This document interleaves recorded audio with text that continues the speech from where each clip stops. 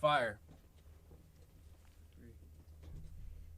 Good morning. It is 8:37 a.m. This is KHEA Radio. We're broadcasting live from the campus of Abundant Life in beautiful Lamarck, Texas. Kurt, how are you doing this morning? I'm doing fantastic. I'm super excited about today. We're going to have a fantastic show. We're going to be talking to a local artist about an event that's taking place in Texas City. And then also we're going to talk about a restaurant, an Italian restaurant in Galveston. I hope he brings some food because I didn't eat breakfast this morning. Do you know any Italian? Do you know how to speak any? Ristorante. Do you know how to eat Italian, more importantly? I do, so I can eat it if he brings it in. I'm super excited about the show today. Whenever you think of Italian food, what dish do you think of? Like a spicy meatball. That's what I think of. Like the spicy meatball, spaghetti, and maybe Lady and the Tramp style, right? That's the garlic bread. Okay. Yeah, you got to have garlic bread when you have pasta. I know I may be in the minority, but I'm honestly not that big a fan of bread. Isn't that weird? You're one of few people. I feel like bread for me is like a staple of my diet. Yeah. Like I have to have bread and cheese. Like the opposite of what Dr. Aaron Chapa of Living Well Clinical Nutrition says. Shout out to Dr. Aaron Chapa, one of our partners here at KHEA Radio. This is Kickstart. We got 5 seconds. We're going on the FM right now. Here we go. Good morning. This is KHEA Radio, 99.5 FM. This is Kickstart, your new morning routine. I'm Gardy. And I'm Curt. And this is the best way to start your day. And it's finally Friday. Yesterday, Friday Junior, that was a warm-up for today. Today is the show. We're going to be spreading some positivity. We're broadcasting live from the campus of Abundant Life in Lamarck, Texas, where you can go from anywhere in the world, apparently. We're finding out today. Yeah, we can go live on TV. We can go live from an app. We can go live from anywhere. You sound like Dr. Seuss. We're going to go as many places as we possibly can. Spotify, iTunes, everything. Why not? You're like, if I'll go live. Somebody can tune in, then we can make that happen. That's true. So go download the KHEA Radio app. This is going to be a fun show. We're excited. It's 8:39 a.m. This is Kickstart. We do this every weekday, 8:30 to 11 a.m. right here from Lamarck, Texas. So there's some cool things, happening in Lamarck. There's some cool things happening in Galveston, Harris, Brazoria County, and everywhere, really. But last night, I saw my social media feed, and if you're on Facebook and you're not following KHEA Radio, do yourself a favor. Go type in KHEA Radio, hit the thumbs up, and then you'll be able to follow us a little bit more. My Facebook feed was blowing up with some traffic situations, some hauling. Did you see any of that? I did. I saw the big crates. It's been a big deal for the entire city of Houston because they started on the other side of Houston and had to come through.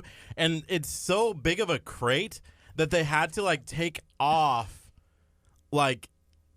power lines in order to move it. So people lost power for a little bit. Yeah, usually I'll see giant, massive oversized truck, oversized load, and there'll be a police officer saying, hey, everybody, wait, we need 2 lanes. But apparently this one was so big.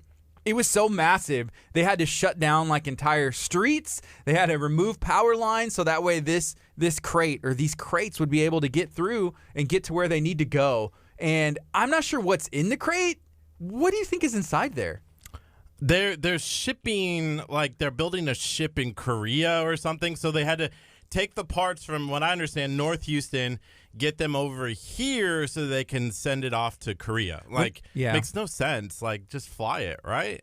Maybe it's too heavy. I don't understand. Whenever something is so heavy, you got to get it to the boats because the boats will be able to get it there easier. They have these shipping crates, and they just pop them on there with these massive things, and the ship channel's right here.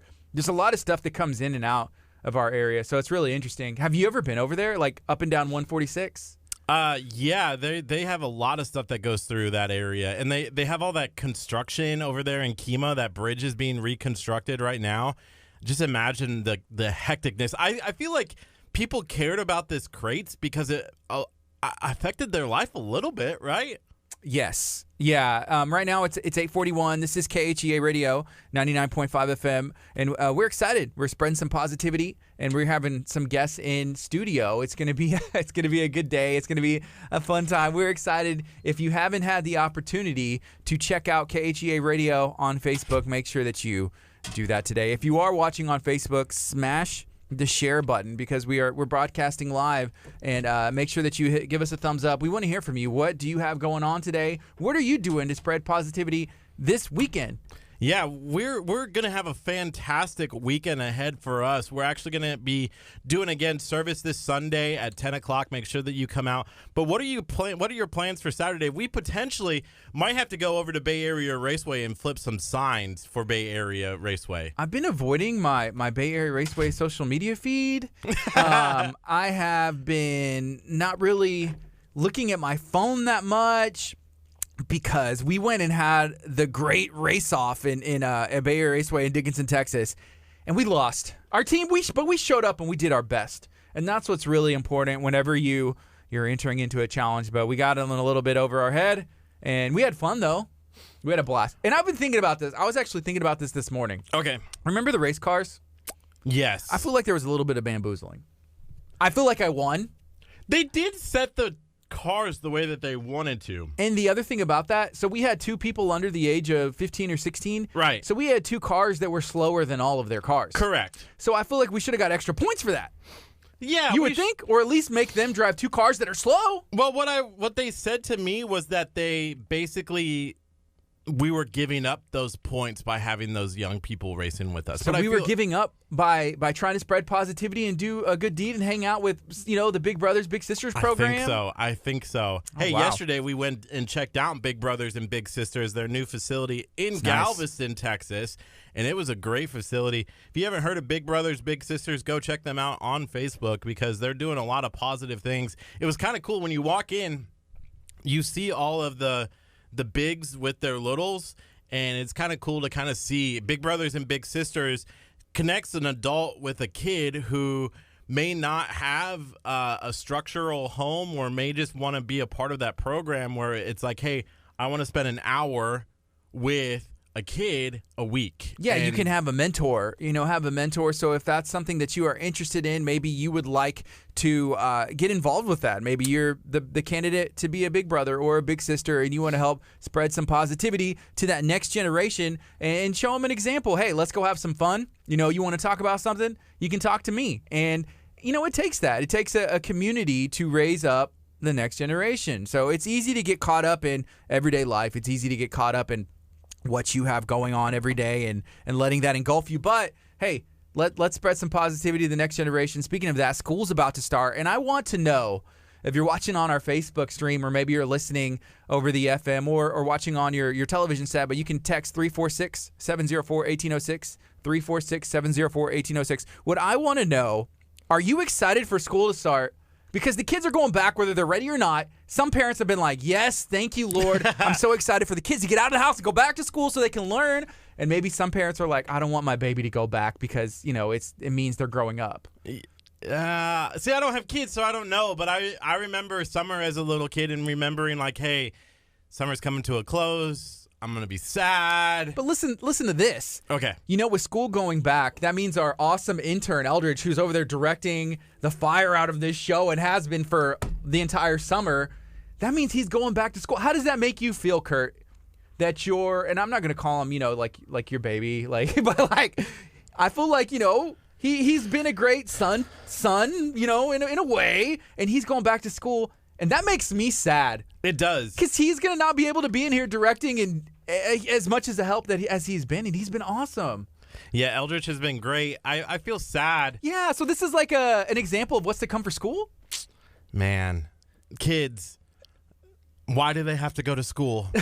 They grow up so fast. Do you have to go to school, Eldridge? Can you just stay with us forever? Shake your head yes or no. Shake your head yes. Hey, so we actually went and talked to your school, and we were trying to work out some wheeling and dealing, and we hadn't mentioned this to you to see if you'd even be down yet, but we're trying to work out some stuff in the afternoon where you have some periods where it's like fine arts or some design classes. Would you be interested in coming in the afternoon and potentially working? Yes, okay, good. Sure. So you kind of get school. Hey, just a couple comments here. Big Brothers and Big Sisters of Gulf Coast says, thanks for the shout out, guys. We're always enrolling new bigs and littles. Check us out at www.mentorssgc.org. And then Thomas says, good morning from Oklahoma. And then I have to read this one. Read it. This then. one comes from Alicia Pearson. She says, I'm so glad the mustache is gone. ...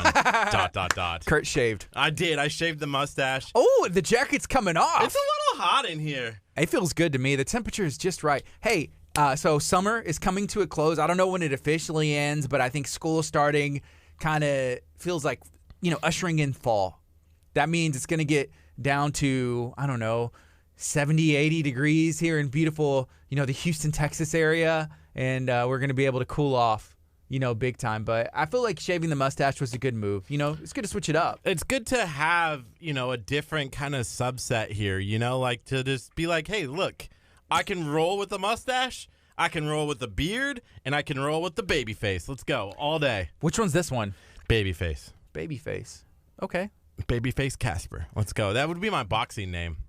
Hey, aren't you supposed to be boxing before summer's over? I knew I goofed. I shouldn't have said anything. So here's what happened. Earlier this year, this was in January of 2019. This year, not that long ago, Curt came out. He proclaimed to the world, made a declaration and said, this summer, I will be making my amateur boxing debut. I'm going to start training today, and I'm ready to enter in the ring. What happened, man? You trained one time. What happened? That was not Why did I say out. if that was my boxing name? I did this to myself. Babyface Casper. Babyface Casper, who never got in the ring to fight. Hey, ever. I was thinking about this. Okay. So I did that 6-week Iron Den challenge, and there's a new episode of In the Den that dropped this morning. If you haven't had the opportunity to see it, go watch it. Better yet, share it out for us. Put it in a Facebook group. Let me know if you're working out somewhere and what you have going on. But here's the thing. What if next it was Curt working out, season 2 of In the Den, and then maybe for me, I did a new series where it's like boxing. I would love to train. The only problem is I really enjoy working out where I work out right now.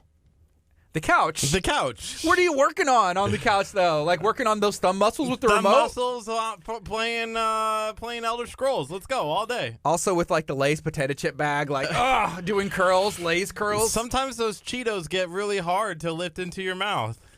Yeah, you I'm get the just really saying. big Cheetos. And there's a reward at the end. What is What it? is the reward from the Iron Den?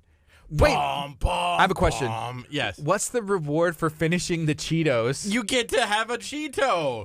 Oh, that's the reward. Right. Like you get Okay. good deliciousness in your mouth. What's Okay. the reward from the Iron Den? So from the Iron Den, 3 weeks in, Okay. 3 weeks into my 6-week challenge, I am down 2.7% body fat, and I Okay. have lost 7 pounds. Okay. And that's a reward to me. I I don't- feel better. My clothes fit better. Everything is good. I'm happy. Okay.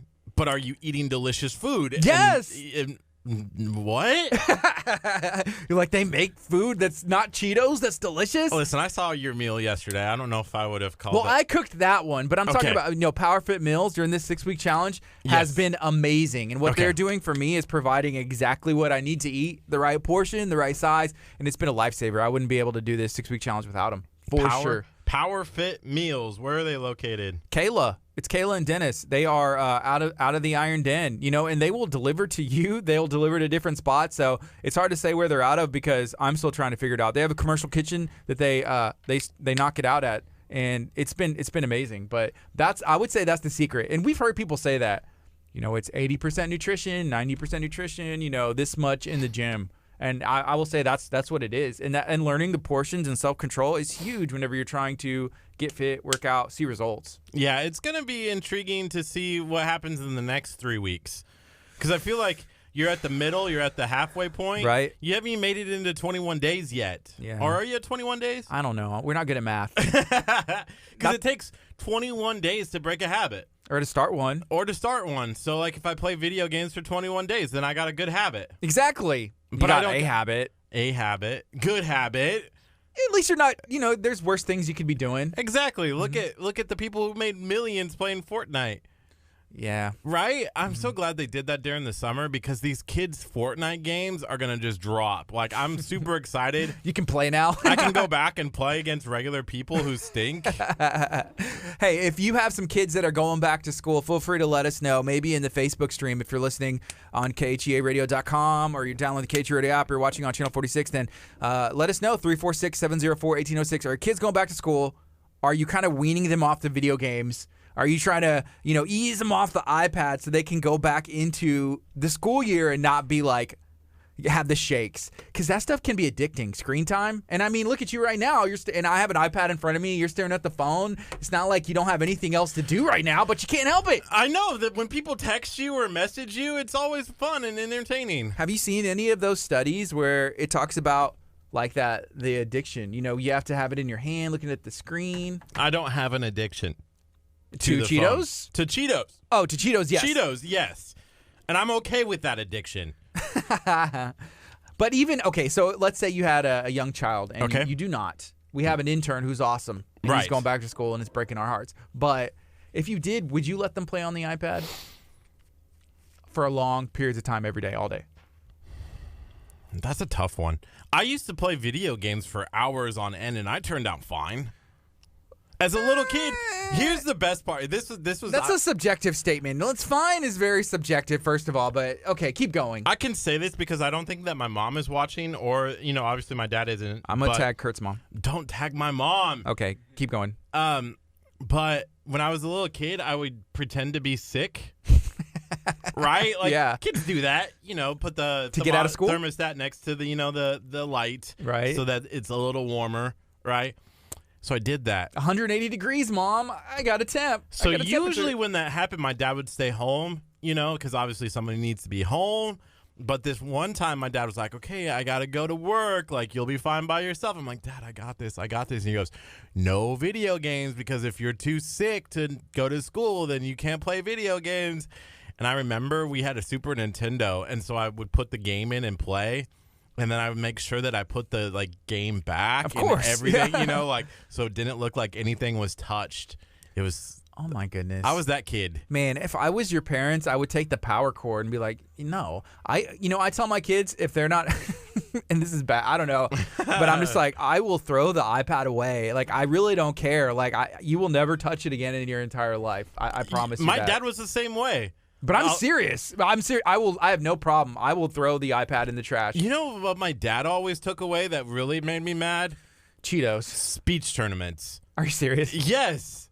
It was like, man. I'll take away that speech tournament. I remember at like 5 o'clock in the morning, like the night before, he took it away, and I was like crying. Like, And you couldn't compete? yeah, I was. Yeah. How was the team? Were they really mad? Because obviously you were the MVP. No, but at like 5 o'clock when you cry to your dad enough, like He'll let you do it? Yeah. So, but that's what he took away one time. When you say 5 o'clock, like 5 a.m., were you like up and you're like, he's like, I'm taking away your speech tournament. You're like, Dad, no. No, he took it away the night before, and I Oh. woke up in time. One time, okay, speaking of weirdness, I'm changing the subject a little bit, but there was one time I got up, got like showered, got ready, got in the car, and drove to the school, and got to the school, and no one was there, and I looked at the clock. It was PM? It was like 2 o'clock in the morning.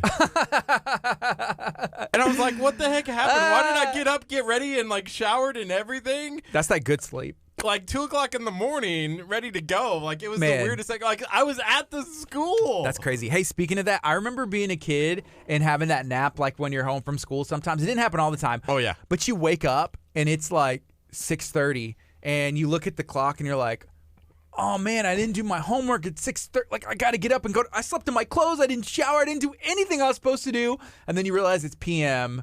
And it's not, but that's that good nap that like I don't get those anymore. I have done those a couple of times, but it's more of me like, I don't know, like I'll go to bed at like 4:30 when I get off of work. Yeah. And I sleep until like 11 o'clock. And then you're like, what the heck just happened? Like, I just slept for 6 hours, and then you're up, and then you're like, got to turn around and go right back to bed. So I've had that, you've had that happen to you, and I've been trying to get a hold of you before. At least that's what you've told me multiple times. It happens.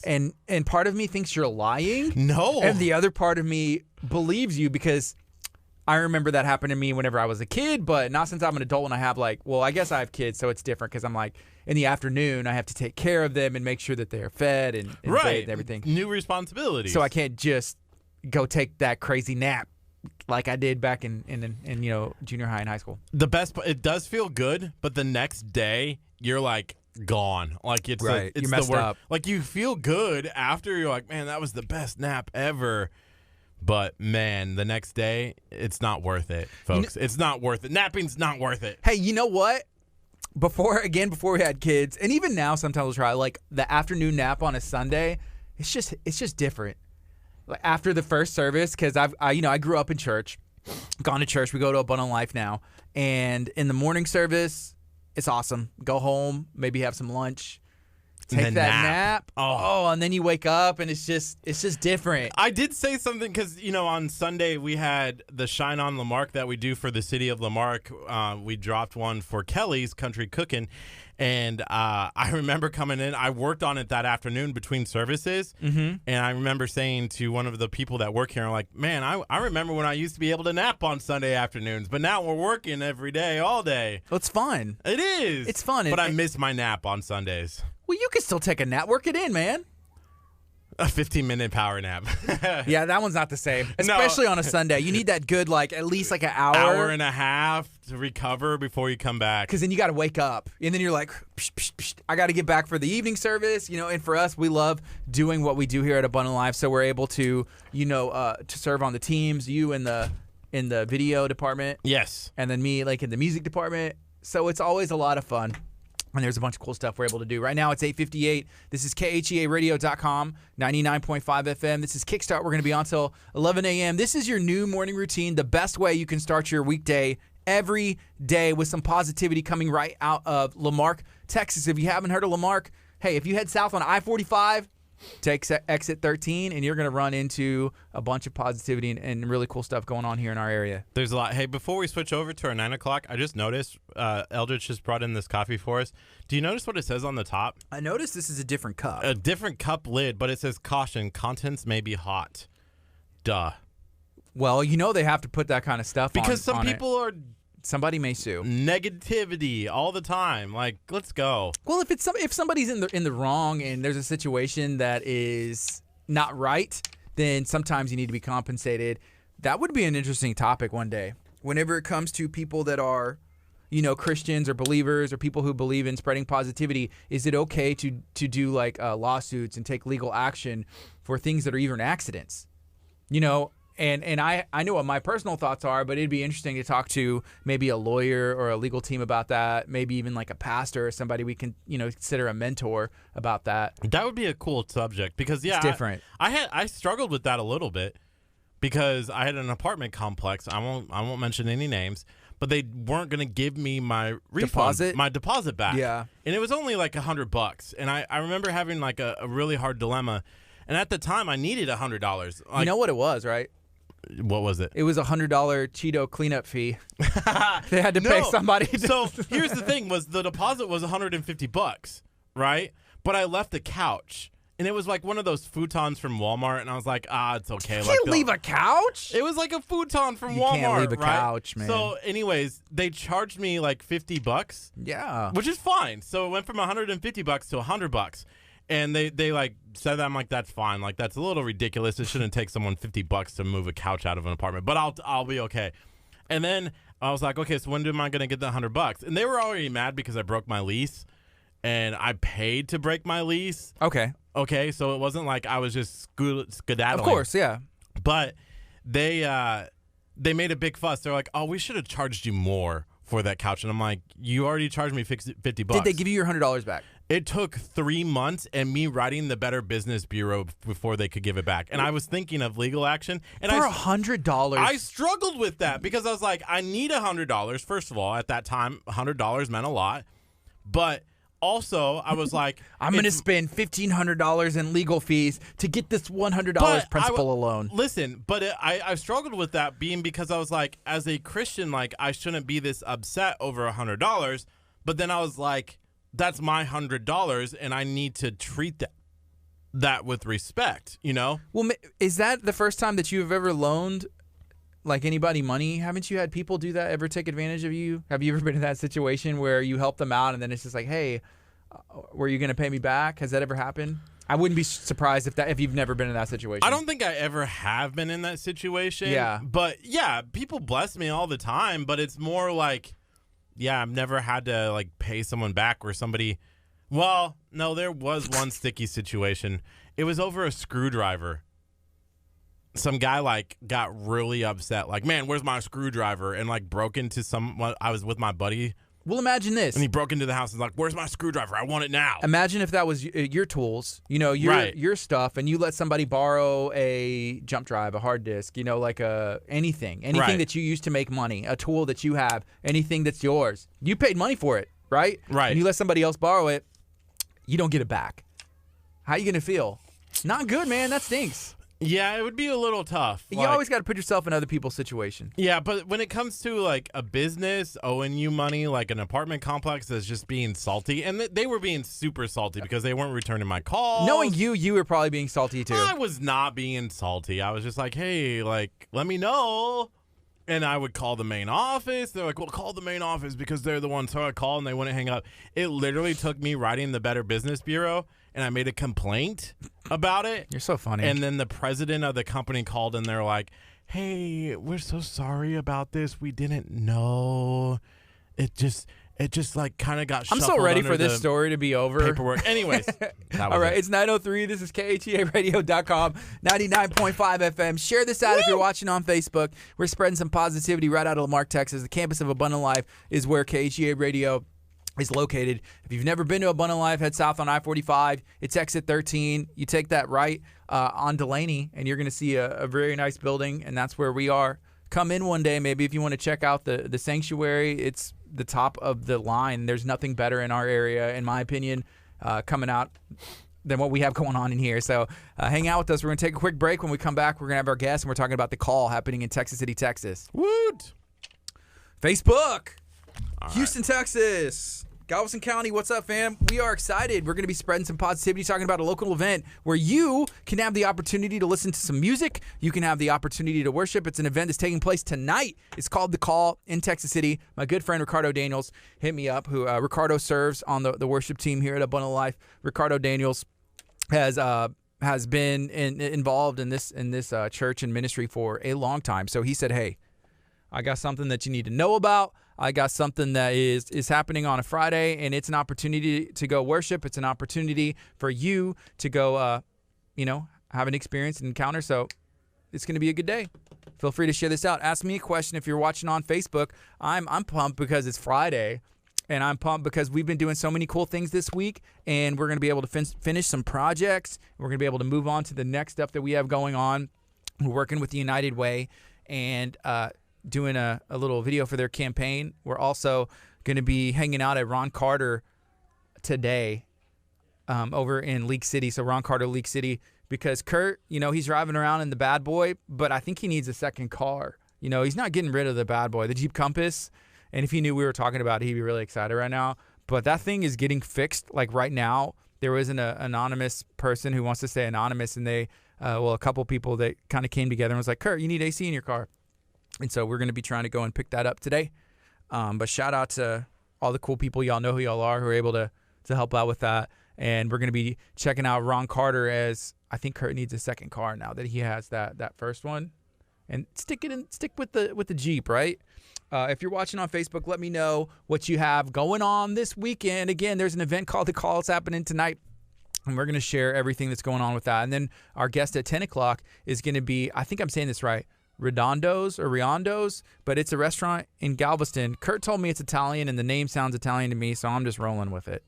If you've been there, let me know, maybe in the comments on the Facebook stream. If you're not following us on Facebook, search KHEA Radio and then hit the thumbs up. You're going to see a cool little radio tower, and then all you got to do is hit the thumbs up, and you'll be able to follow all the stuff that we have going on, like the new episode of In the Den that dropped this morning. It's a look at the Iron Den in League City. There's a 6-week challenge that I am currently doing, and I'm on week 3. It's going great. Everything's awesome. I mentioned earlier I'm down 2.7% body fat, and I lost 7 pounds so far. So, hey, it's nothing wrong with that in 3 weeks, but I'm going to keep it going.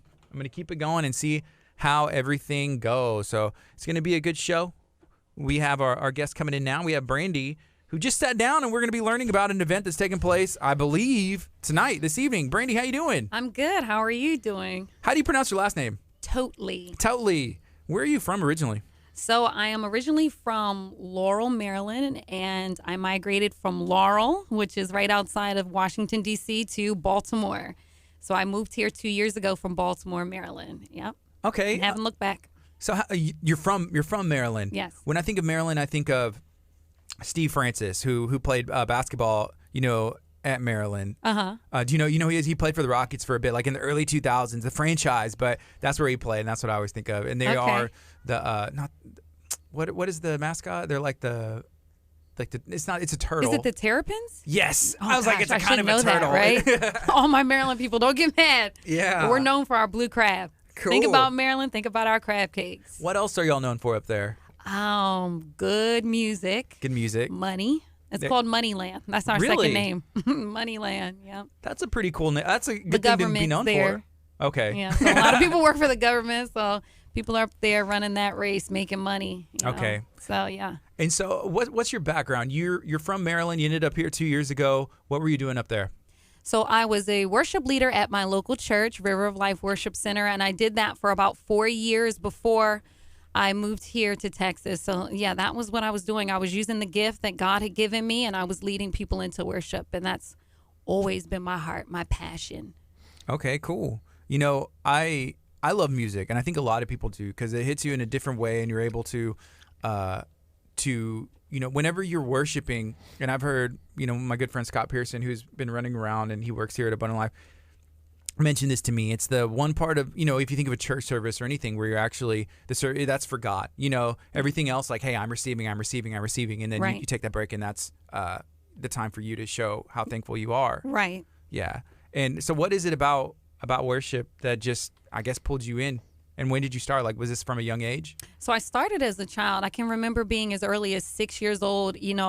Some of you may or may not know that, but there used to be cassette tapes, and you could push the play and record button at the same time and record over the cassette tape. So I just found myself singing and recording on cassette tapes as early as 6 years old, and joined my local church choir and just kind of built my gift from there. And I minored in vocal performance in college. So though I don't necessarily feel like I had that straight out of the gate great voice, it was the grace of God that developed me over the years. And I always told the Lord that I was going to use the gift that he gave me to reach people for him, not for fame, not for fortune, but to give God glory and to bring people to him. So, yeah, it started from a young age. And from there, I just allowed the Lord to use people to develop that gift in me. Okay. Why did you end up coming to Texas? So long story short, my husband is born and raised right here in Galveston. Well, we're in Lamarck, but in Galveston. He moved up to Washington, D.C. to get involved with, being in the government and working there. So he stayed there for about 9 years. And we met, and then he wanted to come home. So he brought me and our 4 children here to Texas, right, to give us that Texas experience. Is that easy to move? I'm thinking 4 kids, to kind of pull them up and come down. How have they kind of transitioned? I think it was hard at first because all our family is in Maryland. My mother, my father. I'm in the middle of 5 siblings, 14 grandchildren. So that's 14 nieces and nephews. So we were a big family, very close. So it was a difficult transition for me. I felt like I was at the top of worship leading. I was leading people in worship in the community, just outreaching with the gift God had given me. And it seemed like right in the middle of that, he was like, I want to go home.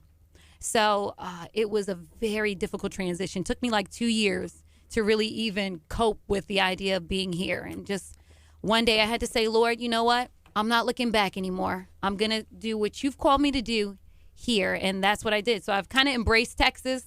I've embraced the Southern hospitality. I've embraced my Texas 25. That's Texas 25 pounds. Oh, my goodness. That's funny. Like moving here, it's like, hey, 2 years, 25 pounds. There's a lot of stuff. They say it's bigger in Texas. Everything's the bigger. The serving sizes, that's definitely one. So we have 10 seconds. We're going to go on the FM as well. If you're watching on Channel 46 or Facebook, stay tuned. Feel free to ask questions. This is KHEA Radio, 99.5 FM. By giving them a follow on Facebook. Hey, what's up? KHEA Radio. Shout out to FOSS 17, located at Bay Area and Highway 3. That's one of our newest partners here at KHEA Radio. I love pho. Anything pho is amazing. It kind of just refreshes you a little bit. Like it gets you ready for the day. Pho. This is Kickstart. I'm Gardy. And I'm Curt. Right now, it's 9:11 a.m. on a Friday. We're excited to be broadcasting live from the campus of Abundant Life right here in Lamarck, Texas. Also the home of KHEA Radio. Lamarck is known for a lot of things. Lamarck is known for an amazing amazing community, whether that's like coastal living where you can go and fishing, or if you're going to, go to a church service for a church that's been here there's one church in Lamarck that's been going since for over 100 years. Yeah. Like, the Highlands, right? Yeah, the Highlands. It's so crazy to see this community kind of continue to grow and develop. I love Lamarck.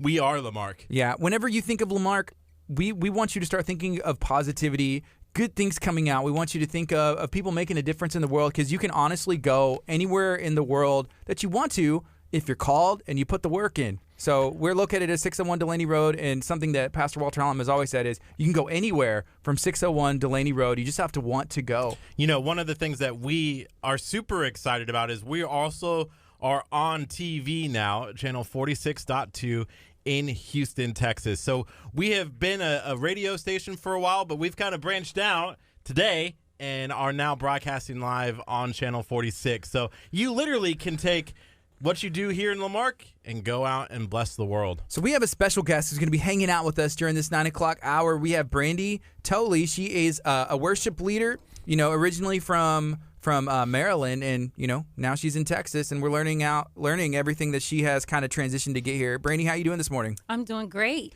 Thank you for hanging out with us. Thank you for having me. I know there's an event coming up. I think it's like maybe today. Can you share what that event is? How can somebody get involved? Absolutely. So tonight we're having the call at the Nestler Civic Center in Texas City. And the call comes under a nonprofit organization that the Lord put on my heart about 2 years ago, called The Gospel for Every Person. I basically said, Lord, how can I use what you have given me to reach people with the good news, the gospel of Jesus Christ? And so he gave me that title. And so tonight we're having what's called The Call, a worship experience. And tonight is specifically for Texas City and the surrounding cities, Lamarck, Galveston, even up to Houston. But we are going to eventually go into Houston. But tonight it's for this area. And essentially, what it is, it's a call to come experience the presence of God, to hear a word from God, and to respond to him in prayer. Okay, and this is happening at the Nestler Civic Center tonight. So we were there yesterday, right? Yes, we were in the Nestler Center because that's where they do the Nestler Senior Program that we learned about as well. So it's easy to find if you're familiar with that area. You're heading down Palmer, and I believe it's like 5th Avenue. Like in between there's like the Aquatic Center, there's the Dole Center, and then there's the Nestler Center. It's really nice. Yes. How big is that room? Have y'all had this event before? We have. So this is our third one, and this our last one for Texas City at the Nestler Center. So it's tonight at 7 o'clock. And it only goes for about an hour and a half till 8:30. It's a powerful, powerful time. Okay, cool. I love local events.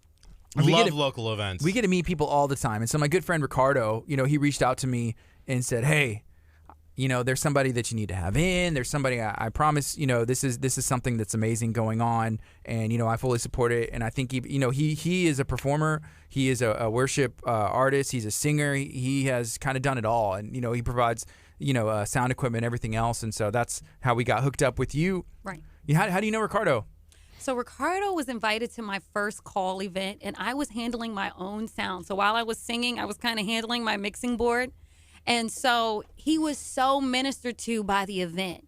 He said, I got to get on board with this. I want to be a part of bringing the presence of God through your ministry to Texas City. He said, where do you need me? And so basically, he's been handling my sound, and we have just increased. Requests have been coming in like crazy for us to come minister. Nice. That's good. Yeah, being a musician and a worship leader, that'd be difficult to try and manage the sound and be like, because for me, I'd be like, I need to turn myself up. Right. I would never stop and be like, hey, turn myself up. I'm louder than everything, right? Can you hear me out there? Oh, louder? They're like, yeah, turn it down. It's like, oh, more. Okay, yeah, turn it up, right? Man, so that's fun. So can you talk about, what you did in Maryland and exactly where you're from and kind of, I guess, when you started doing music again? Yeah, so I came straight out of Baltimore, literally. When I moved from Maryland here, I came from Baltimore City. And it was kind of in an area that's not the best area, but I find that the Lord has always placed me in areas where people are overcoming, whether it be project communities. That's just where my heart is, where the people are hurting. And I started doing an outreach right in my community. where I partnered with a local church that was kind of fizzling out. It almost had no members. The pastor had recently lost his wife and child in a fire. And so the church was basically just fizzling out. And I believe the Lord sent me to that pastor. And I said, I don't know you. You don't know me. But I believe the Lord wants me and you to reach this community. And so we started doing a call. Well, really what it was called was Worship on the Block. And we started worshiping right in the middle of this low-income neighborhood. Wow. And as people passed, we stopped them. We ministered to them. And the power of God drew them. Here I was, this pregnant woman. And I was knocking on doors, ministering to people, say, hey, we've got a time of worship. I believe the Lord is calling you. Just come, give us a chance, hear what we have to say. And people's lives were being changed. And then my husband wants to move to Texas. So I'm like, and I felt like it was right in the middle of what God was doing. Did you have to pray about it and be like, is this right, Lord? Is this what we're supposed to do? You know, I did pray about it, and I believed that it was the Lord. And even though it wasn't an easy transition, I just kind of stepped out on faith. And stepping out on faith, God actually wanted to take me higher so that he could, when he did bring me back to that community in Baltimore, it would be on an even more powerful, dynamic scale. I'll have someone like Ricardo on my team helping me with my sound. You know what I mean? KEH Radio, you know, supporting what we're doing even in Baltimore. Like what you said, we could do it not just here, but everywhere. You know what I mean? So that's the vision for the call. Yes, go city to city making this call. I believe the Lord said, Brandy, I want you to send out a call to people telling them to come and experience my presence in worship and hear what I have to say. And what he has to say is that salvation is available through the cross of Jesus Christ. Yeah, you can come hear good music because you're going to hear that. But what he wants you to know is that salvation is available through the cross of Jesus Christ. You know, being from Baltimore and then making that jump to Texas, I'm sure there are a lot of differences, but are there any similarities? Is it similar in any way, this area and where you're from? Oh, gosh. Here you're allowed to carry guns. There you're not. But they do. Both do. Yeah. Oh, the laws. Yeah. Yeah. Columns, maybe. I would have to say, and that's kind of, you know, talking about the violence in Baltimore where, you know, those are the things that are kind of trying to change in Baltimore as far as the negative, I guess, connotation around it. But as far as some of the similarities, you know, I really would have to think about that. I don't know. It was so different. Is it diverse? I will say our area here, I think there's it's interesting, you know, the diversity in people when you think of like Houston and, you know, South, our area where we're in Lamarck, you know, is Baltimore kind of diverse? It is. I would say it's more, here I feel like it is more diverse. I feel like it's more welcoming, obviously. There, I don't believe people are as welcoming. You definitely get that Southern hospitality here. There, I feel like there's a lot of dividing lines. One good thing about Texas is you could be in a Walmart with someone who's got lots of money and you would never know it. They're very friendly. They're very down to earth. Whereas there, I think there's so much division among the people. Money has caused division. Status has caused division. The communities are divided. And so I would like to see kind of the unity that's here be there too. You know what I mean? Yeah. What can the church and the call do to help break that down? Like, what should we be doing? Well, that's why I'm trying to use the music. You know, music is like that universal language. It brings everybody together. So I do a mix of contemporary music, a mix of gospel music. I haven't done any country, but, you know, I'm not even limiting myself. If I hear a song that I believe the Lord has touched and it's not within one of those two genres, I want to bring people together with those songs and then give them the message of Christ. So tonight, is it only original music or is it going to be a mix of worship songs that, you know, most people would hear at a church service, or how's that working? Oh, absolutely. So typically I don't really do any original music. I do all, you know, top 40 Christian contemporary or the gospel top 40 or songs that are popular within the praise and worship churches. So yeah, it's typically songs people know. We've got projection up there going so that people have the words. And I just can't express how much the power of God is there that just kind of compels the people to enter in. Right now, it is 9:21. This is KHEA Radio.com, 99.5 FM. If you're watching on Facebook, feel free to hit the share button, hit the react. Let us know what you have going on today. this weekend. Maybe you're going to be at the call. If you're listening on 99.5 FM or watching on Channel 46, call and text a friend. Tell them to, hey, tune in. I got this really cool thing that they're talking about on KHEA radio, and I feel like we should learn about it or maybe attend this event. And then you can text us 346-704-1806 and let us know if you need any more information. Yeah, we're super excited to be doing a lot in the community. This is not the first one that you've done. How was the reaction to the first one that you did? So this is actually going to be the third one. And so the first one and the second one that we did, I've even got testimonials. I haven't posted them yet. So if you want to visit the Gospel for Every Person on Facebook, you'll see testimonials come up, or you can join our email list where you can just stay looped in as to what's going on and how people are being touched and blessed. But people are getting saved in the droves. People who feel like they didn't have a way out. Maybe they knew God. Maybe they grew up in church and it became a traditional thing to them, but they hadn't really experienced the presence of God or the fact that they have the grace of God through Jesus Christ. And so they're feeling more victorious. They're feeling freer. They're feeling like, this is something that I feel like I can come to. I might not feel welcomed all the time in church or feel like I can even go to church, but they're willing to come to a convention center to hear this girl from Maryland sing songs, and talk to them about the Lord. Yeah. I think meeting people where they're at sometimes is a big thing, and you think of like the church or Christianity, the body of Christ, people who follow God, right? Everybody kind of has like a different job, and that's how the way a body works. And for you, I guess, what would you say if you had to define like, hey, my call in the body of Christ, this is what I'm called to do specifically? I believe I'm called to be an evangelist.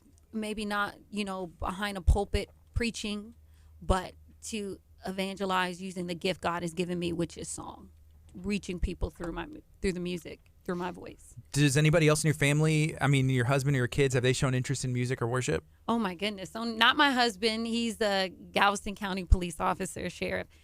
So he's definitely not a musical person, but my children have inherited the gift in some way or another. Like my oldest daughter. So all of my kids are going to be playing music, whether they want to or not.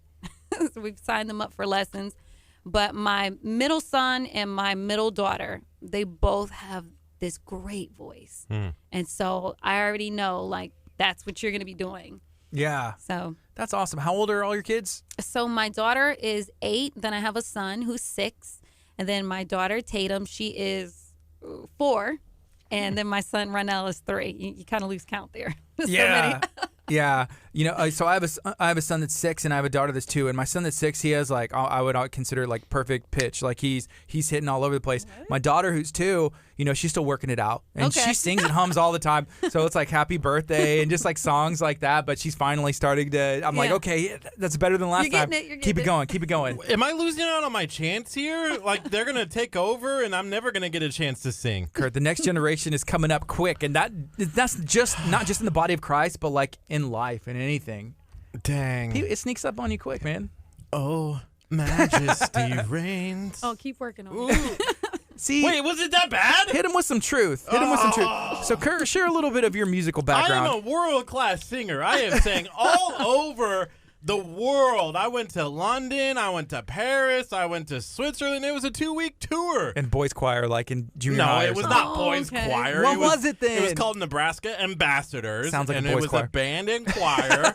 Okay. Filled with boys and girls. And we went and we sang and we met the Queen and sang in front of the Queen. What? It was an amazing experience in high school. Yeah. I got Superior 4 years in a row at districts. I got the plaque to prove it. I was the Sunshine Award for the Come on, do I just need to keep checking? I went to school. Keep going, please. I went on a music scholarship to college. See, here's the thing. I think music is maybe different, or like hearing is different in Nebraska than it is in Texas. Wow. And maybe even Baltimore and in the Maryland area. It's different, apparently. Or, the humidity kind of messed with your vocal cords. Altitude, I don't know. Life comes at you quick is all I'm going to say. Just give me a microphone. Give me a chance. You One won't day, even do that. Give me my 5 minutes. Yeah. Give me my 5 minutes and you'd be like, wow. American Idol and The Voice, they would definitely pull you on there. You'd go through your whole spiel and they're like, can we hear you sing? We're so excited. No. I'm sorry, Give Curt. me a microphone. Let's You go. got one. My grandma says that I'm a great singer. That's all that matters. She's the #1 fan. She really does. We've called her on air before. Oh, really? And she's like, yes, Curt, it's all true. Because I didn't believe him. He was going through all this stuff. I'm like, Curt, you're obviously lying. You know, No, that's not I'm cool. not. I know. I believe you now. I believe your grandma, actually. I don't believe you. But when we called her, she was pretty, seemed honest enough. So there you go. Curt's a world-class singer. Jealous. I am. It's 9:27 a.m. This is KHEARadio.com, 99.5 FM's Kickstart. We are broadcasting live from the campus of Abundant Life in Lamarck, Texas. We do this every weekday, 8:30 to 11. We're speaking to our guest, Brandy Totley, about The Call. It's taking place tonight. Yes, you can also listen to us at channel 46.2 in Houston or on our KHEA radio app. Go visit the iTunes store or the Google Play store. Download the KHEA radio app today. Do you think it was, and this is crazy, but so we've been working on this television thing since February. We've been approved and kind of waiting on some things to fall into place. How cool is that it's going to fall on, day one is whenever you're here today? Favor. That's all it is. Like, because we didn't even know. Like, yesterday we had the opportunity, and I was like, you know what? Let's hold off.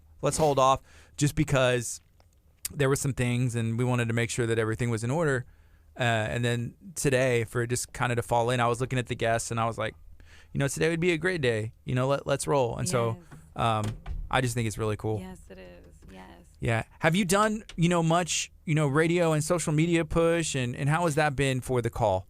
I have to say it's been very successful. Most of my push has been through social media, and this is my first time really being on radio and being interviewed. And I really, just like you said, it's favor all the way. But just doing it through Facebook has been very successful. Our last call was completely full.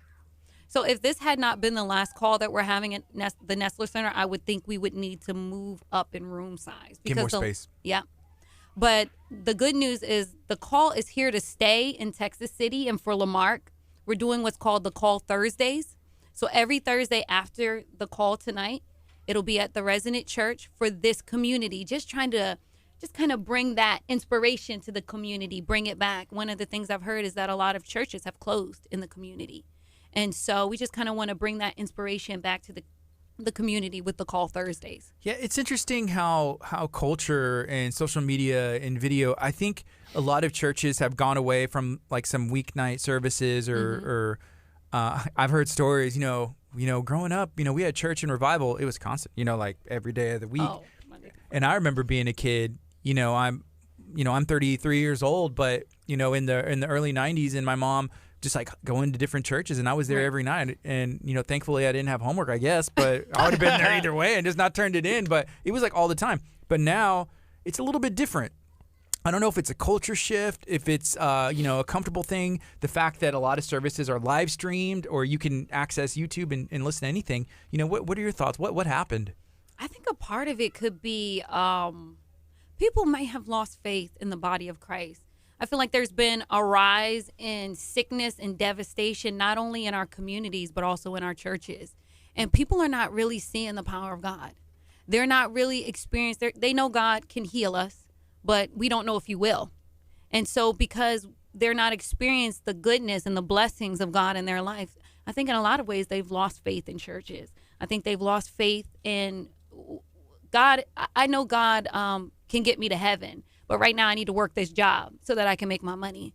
But I think what ministries like Abundant Life, KHEA Radio, and The Call are doing is trying to bring the message back to the community that there is power in the body of Christ, not just to save you, not just to get you to heaven, but to change your life even here. One of the things we talked about yesterday, we were filming a video for the United Way, Galveston County Mainland, and we had a gentleman in, and he had never heard about KHEA Radio and everything that we're doing. And we kind of brought it up and said, hey, we're promoting positivity. Yeah. It's about doing stuff positive. And he goes, that's awesome.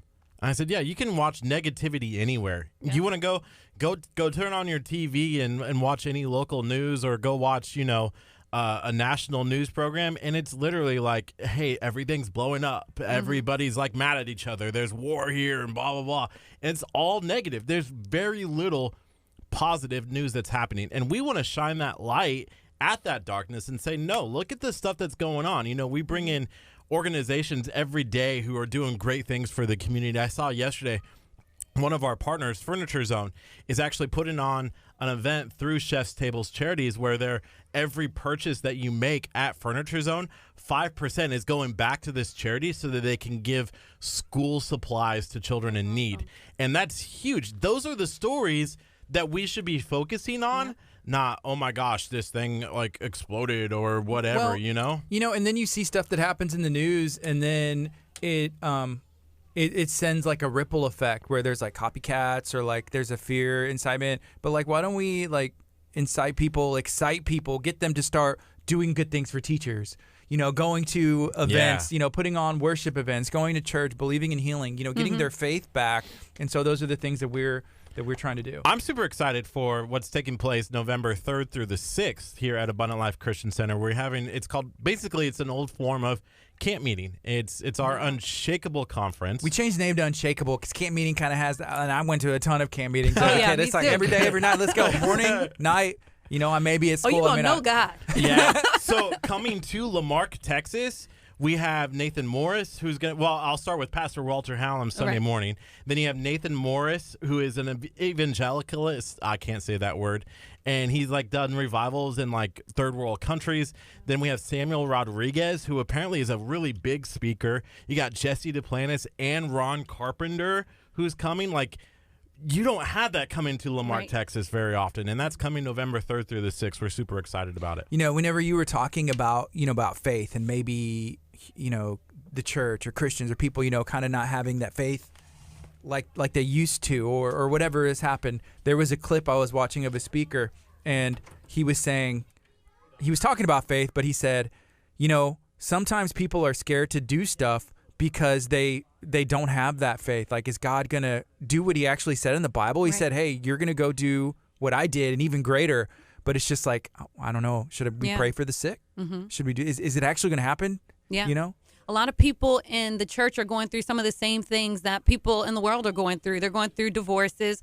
Their children are going through, sickness, financial issues, and they want to know, how relevant is the church to my life? Yeah, okay, I'm saved. I'm going to heaven, but, how can the church help my life? How can God help my everyday life? And so that's what I'm trying to do through the call, is bring people back to that faith in God, him being everything you need. Okay, so it's 9:34. It's KHEARadio.com. I see Ricardo said, hey, maybe she'll sing a little something. Ricardo, we need you on the board.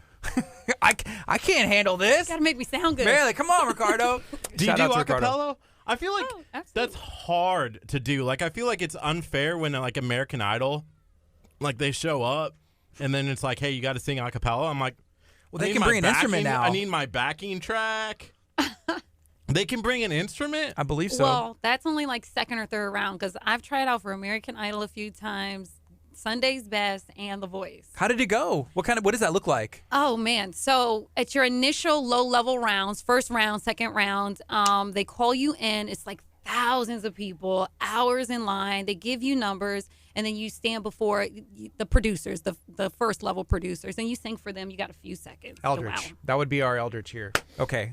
just getting this worked out. Yeah, and then they'll give you callbacks. If you make it through that level, they give you callbacks. And then after that, I think with American Idol, with the callback, you can use an instrument. Actually, that's The Voice. You can use an instrument. I don't know if the American Idol has changed, though, now, where you can bring an instrument. But they got picked up for another season.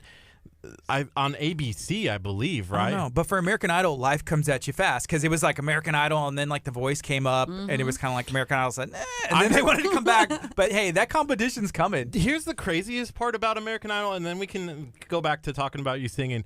They're paying Katy Perry $25 million for this season. It's a discount. How do they make? Like, are they making that money back? Yeah.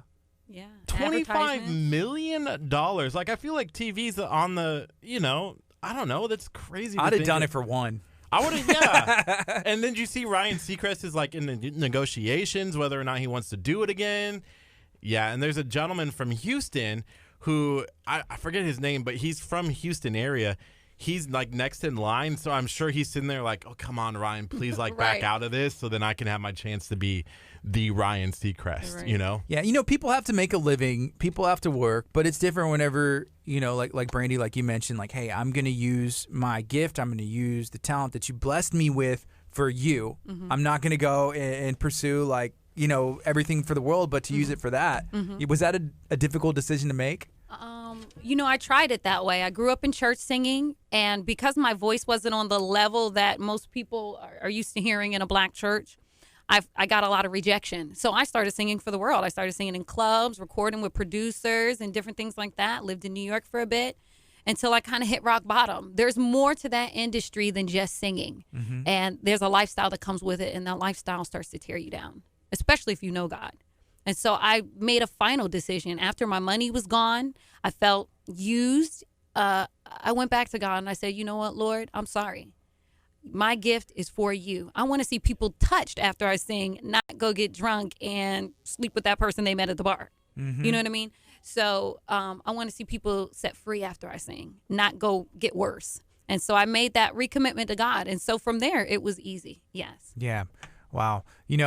Man, there's a lot of different ways you can take, a gift, a talent, and there's probably a ton of people out there who know what they're supposed to be doing and using their talent for, and the temptation comes, or hey, sign here, and then you get stuck, and everything's a slippery slope. If you're willing to compromise your morals or compromise in anything, and then it becomes the next thing and the next thing. Yeah. It's sometimes hard to figure out, but we're streaming live on Facebook. We're talking to Brandy. There's a call. The call is happening tonight. Can you remind everybody, what time it is, maybe how they can find out more information, and where it's going to be at? Absolutely. So the call, a worship experience, is happening tonight at the Nestler Civic Center in Texas City. Doors open at 6:30, and we begin promptly at 7 o'clock.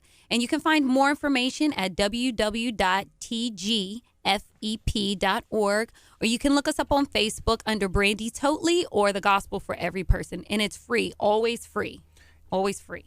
Hey, you mentioned earlier that your husband is in the sheriff's office. Is that what it is? So he's a police officer.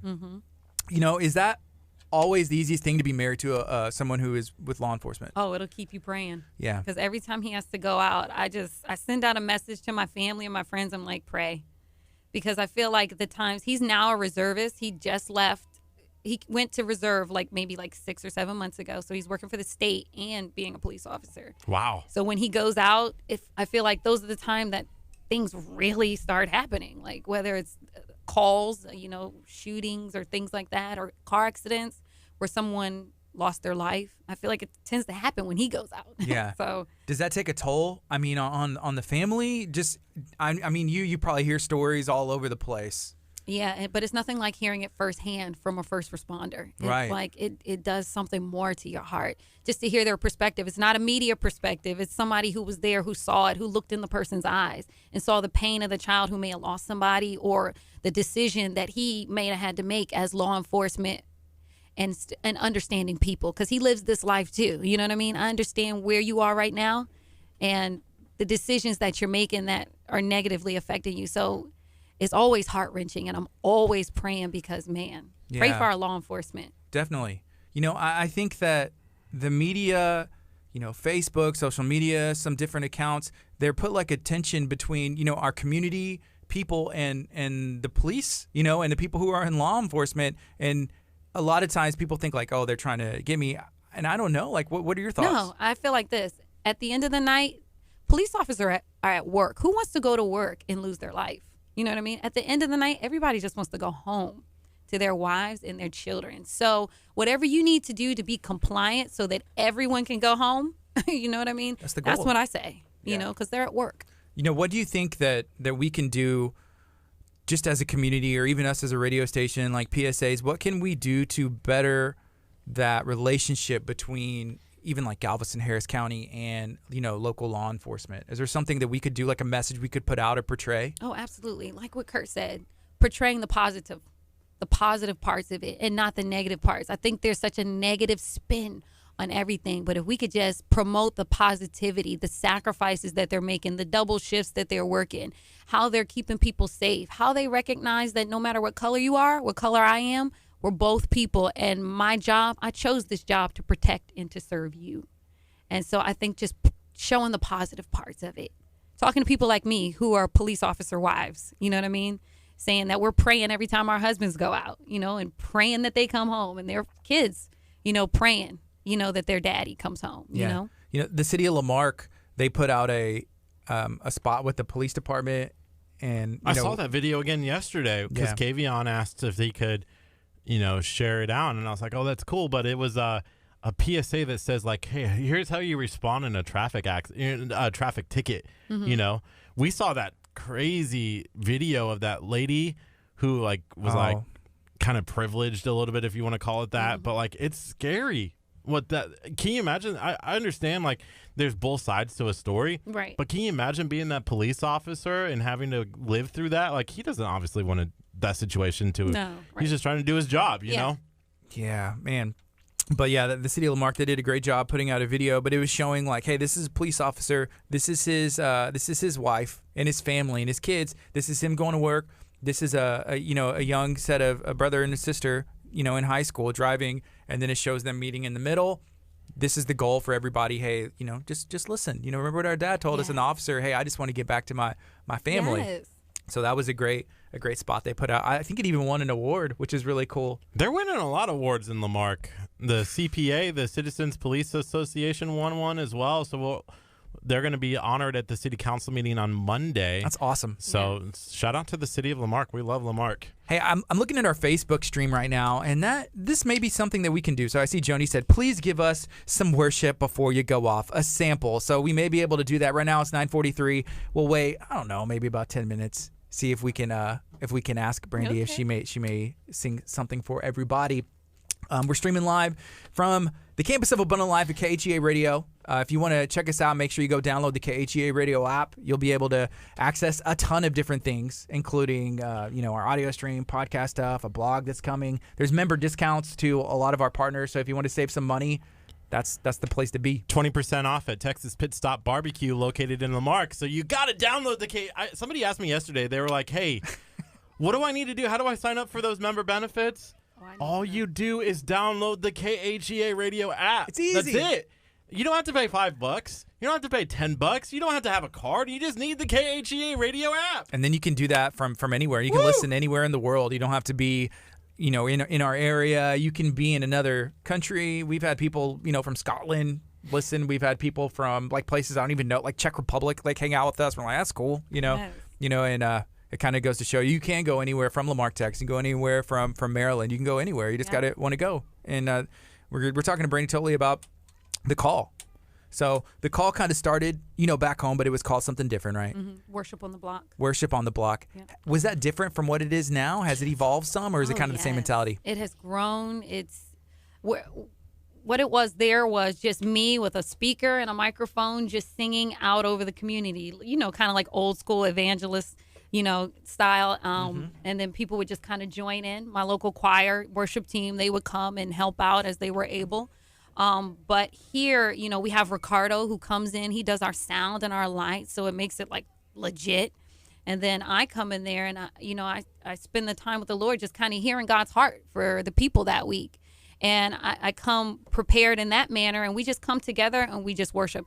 And it has grown tremendously. People are telling people, and they're coming out to experience it. If you could describe the night, the call, in a couple of words, what would those words be? I would say tangible power of God. Tangible. God, because the Lord commissioned this. He said, I want you to send out a call. And I did that because he had something that he wants to say to people. And so whatever song I sing or whatever words I might say as the Lord leads me, it's for you because the Lord commissioned this. Wow. One of the things I miss that I used to do growing up, and maybe it's different because I grew up in Nebraska, but we used to have block parties. Oh.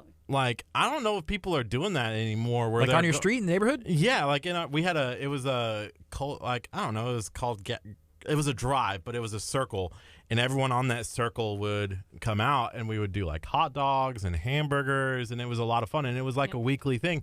People don't do that anymore. People rarely get out into their neighborhoods and hang out with their neighbors and kids playing with kids outside. It probably depends. It depends on where you're from. Sometimes in my neighborhood, I'll see that. I see, Colleen Merritt, who works for the city. We live close. I know she's invited me over. Hey, we're having a, crawfish. Y'all want to come over? Let us know. Those kind of things. And then they also have those night outs.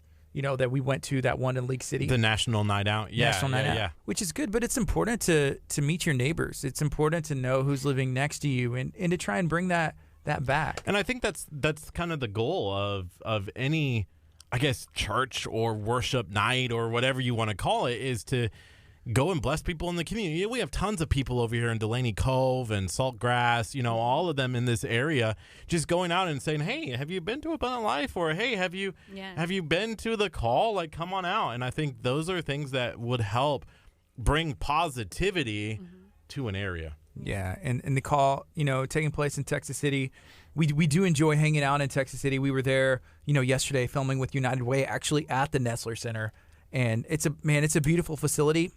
I remember in high school, one of my classmates had her birthday party at the Nestler Center 2 years in a row. But I grew up, playing music, and I mean, like, as a 15-year-old, she was like, hey, does your band want to play? I'm like, well, I don't have a band, but I'll make one. And so it was me and my buddy Josh who ended up being in my first band, later. And we went and played. And I mean, we had like an amp, and we both tried to plug into it. But it was fun. And man, there's something about music that'll pull you in. It'll pull you back to God.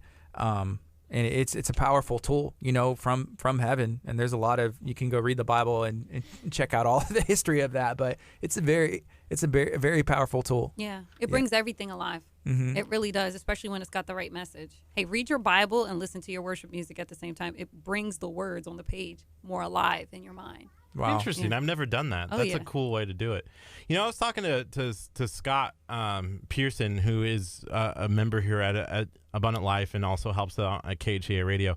We were talking about a song, and I thought it was a Bethel song, but it wasn't. But it was the song that you guys do sometimes, and it's like, you are good and everything you say is good, you are kind. And I was like, I don't really I love the verses, but I don't like the chorus. Like, the chorus sounds kind of childish in a way. And he was like, well, actually, sometimes if we take off the mask and become kind of a child, then maybe we'd understand those lyrics a little bit more. And I was like, whoa, I needed to hear that. Right. Because now I enjoy the chorus of that song. Right. I enjoy understanding, like, okay, maybe, it's a childish lyrics, like, hey, you're good. Like, I feel like that's, but he was like, sometimes you are. Like, you have to take that off and be like, hey, you don't have to be perfect. You don't have to be good. Like, good is a good word to use in that situation. And the writer used that on purpose. And I was like, oh, wow. Yeah. Yeah. Also, whenever music, it may not be your style, but you have to remember, like, what's the purpose of this? It's not for me. Like, is it ministering to me? Maybe. But the point of the worship is to minister back, ground up. So, yeah, I don't know. There's a lot that goes into it. It was kind of cool. I'm glad I had that conversation because it shifted that opinion. Hey, we got 10 minutes or so. Do we want to hear her sing? I do. Okay. I'm sorry. We keep holding it off. Do you have a song? I'm always ready. All right. That's what we love to hear. I'll keep it basic. I'll do Amazing Grace. Okay, so this is Brandy Tolley. She's going to be singing Amazing Grace. We're right here in Lamar, Texas, KHEARadio.com, 99.5 FM. If you haven't checked us out on Facebook, do that. Yeah, go search KHEA Radio, and then you'll be able to go back and watch this on our video stream with Brandy, and you can share it out to all your friends, let everybody know what's up. So this is Brandy. Amazing grace, how sweet the sound that saved a wretch like me. I was lost, oh, but now I know I'm found. I was blind, but now I see. Awesome. That was beautiful. So you can get Thank more you. of that tonight. Yes. The Nestler Center. What time does that start? So doors open at 6:30 and we start promptly at 7 o'clock. All right. Hey, how long does it take making a worship set list? Or does it kind of just flow like, hey, this is what I'm doing? Do you have a rough outline, and can it change? It changes for sure, but I feel like I need like a day, honestly, to make one set list for one night, because I might start off with a fast song, or the Lord might have spoken something to my heart. And I'll start with a fast song. I'll run through that, and the Lord just kind of gives me the flow after that, you know. Or He might give me a scripture and kind of say, I want you to minister from that standpoint. And after I run through it a few times, it kind of might change and evolve. And I know it's the Lord because He has something specific for people. Yeah. Yeah, there's a lot that goes into planning like set lists now with that outline, and then being able to also be sensitive to listen whenever there's a switch in the room or something happens and it's like, this is where we were going, but maybe somebody else, you know, a minister called for something else. So you gotta be versatile. It's an interesting dynamic. I've played with, you know, there's some professional musicians, you know, played with a lot of different people, and it's just, if you're not used to that style, playing in church is different. What do you play? I play bass guitar. Yeah. I play sing. Vocals. I'm not hating. Rock band. Rock band. On the video game. Man, I played the bass on Rock Band. It was awesome. That's what's up, man. Keep it going. Hey, good morning to everybody watching on our Facebook stream. And if you're watching, you know, on your television set listening 99.5 FM, we love you guys. I see Mary Eisenhower, Chef Mary, she had said, man, she's making some cake balls right now. She's a chef, right? She said, this is some cake ball dipping music right here. No, that's right. Yeah. And then she says, I have holy balls now. Thanks for blessing my sweets. You're welcome. Right. Cake balls. Let's go. Yeah, she has some really good cake balls. Oh, the mint cake balls. I want to order some. So, Mary, stand by. I might need some cake balls this weekend, so I'll hit you up. You can't just eat one, though. No, you have to get like 20. Yeah, just add to my Texas 25. Can you share, like, what got you to that Texas 25? Like, what places around here kind of contributed to that? Well, one of them is Pit Stop. Oh, yeah. That is some You good gotta eating get the right app there. to get 20%. Oh, yeah, now that I Have you know. had the Casper sandwich? No. Have you seen the Casper sandwich? No. Okay, so when you go in, look at the signs. There should be a sign there that says the Casper, and it's a brisket mac and cheese sandwich. Okay. And it's delicious. Gosh. So good. I love the brisket, though. I always get the brisket. I always get the ribs. How do you get it? How do you get your brisket? Do you ask for, like, do you want with the fat or Moist. not fat? Oh, yeah, me too. I ask it for it, like, extra moist. Sometimes I see him, like, cutting it. I'm like, stop. Stop what you're doing. And he's about to throw it away, and I'll, like, jump over the thing, and I'm, like, just, like, to catch it. That's what I want. I want the ends, the fat, the flavor. Yes. Man. I wasn't like that in Maryland, though. What changed? You know, I came here. My cousin said, "Oh, welcome to Texas, cuz." She said, "Oh, get ready for your 15, 20 pounds." She said, "We salt our food different." So yeah, they salt their food different. It's the Cajun, it's the barbecue, it's the fried fish, it's the fried shrimp, it's all that. Just good eating. What about crawfish? Do you do crawfish? I don't. No? Mm-mm. That's something else that I think is Like pretty little specific to here. roaches. They're delicious roaches. Right now, where they're not, I don't think they're in season anymore, but Right. hey, it'll be back. And that's what makes it so beautiful. The stuff that is in season for a Right. bit. And it's a community thing because you can't look at your phone. I mean, you can try, but you're going to get all nasty butter and Right. stuff. So you put the phone down, you got a picnic table, and they pour it out, and then you're just like talking. Oh yeah. There's something about that. Yeah, it's that family gathering. That's what I like about it. I really Mm-hmm. do. We had the same thing in Maryland. We did our Maryland crabs, our crab feast, but I can't get with the little roach. The little roach. It's a good one. So what else y'all have up in Maryland that's different that maybe we haven't tried down here? Like if you took crawfish up there, we'd be like, nah, we're going to stick with our crabs. Oh, yeah, for Real- sure. real- They were like, this is not meat. No, because with crabs, you got the big meaty claws and different things like that. So we do the crab cake, crab macaroni and cheese, the crab feast. I mean, just crab everything. If you want a good crab cake, crab anything, Maryland does it right. So I've been to Maryland. I've been through Baltimore. I've played there. Years ago, but I haven't been in a long time. And if I'd have known, like, hey, I'm supposed to have some crab, Oh, my I would have goodness. done it. Man, They're y'all supposed to tell everybody that in the airport. see, they probably did. I wasn't paying attention. Oh, okay. But actually, I didn't fly in. I was, on like in a van. Okay, nice. So that's where I missed my my memo. Wow. So do they have any kind of Mexican food over there?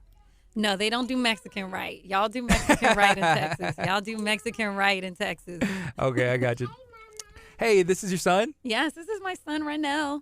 How old is he? Renell is 3. Well, do you want to come on? Come come here, say Renell. hi? You want to come say hello? Hurry. So we have a couple minutes left, and so this is one of her. You have 4 kids. I have 4 kids, and this is my youngest. My husband says this is my last. Is that true?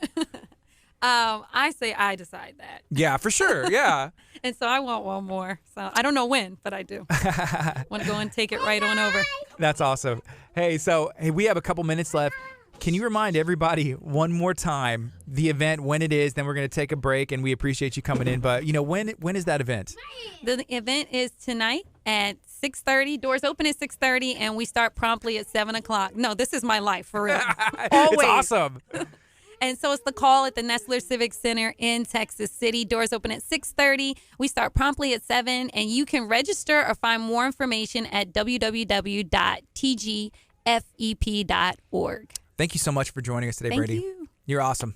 So we look forward to watching the call, as it evolves and Yes. spreads and goes everywhere it's supposed to go. Yes.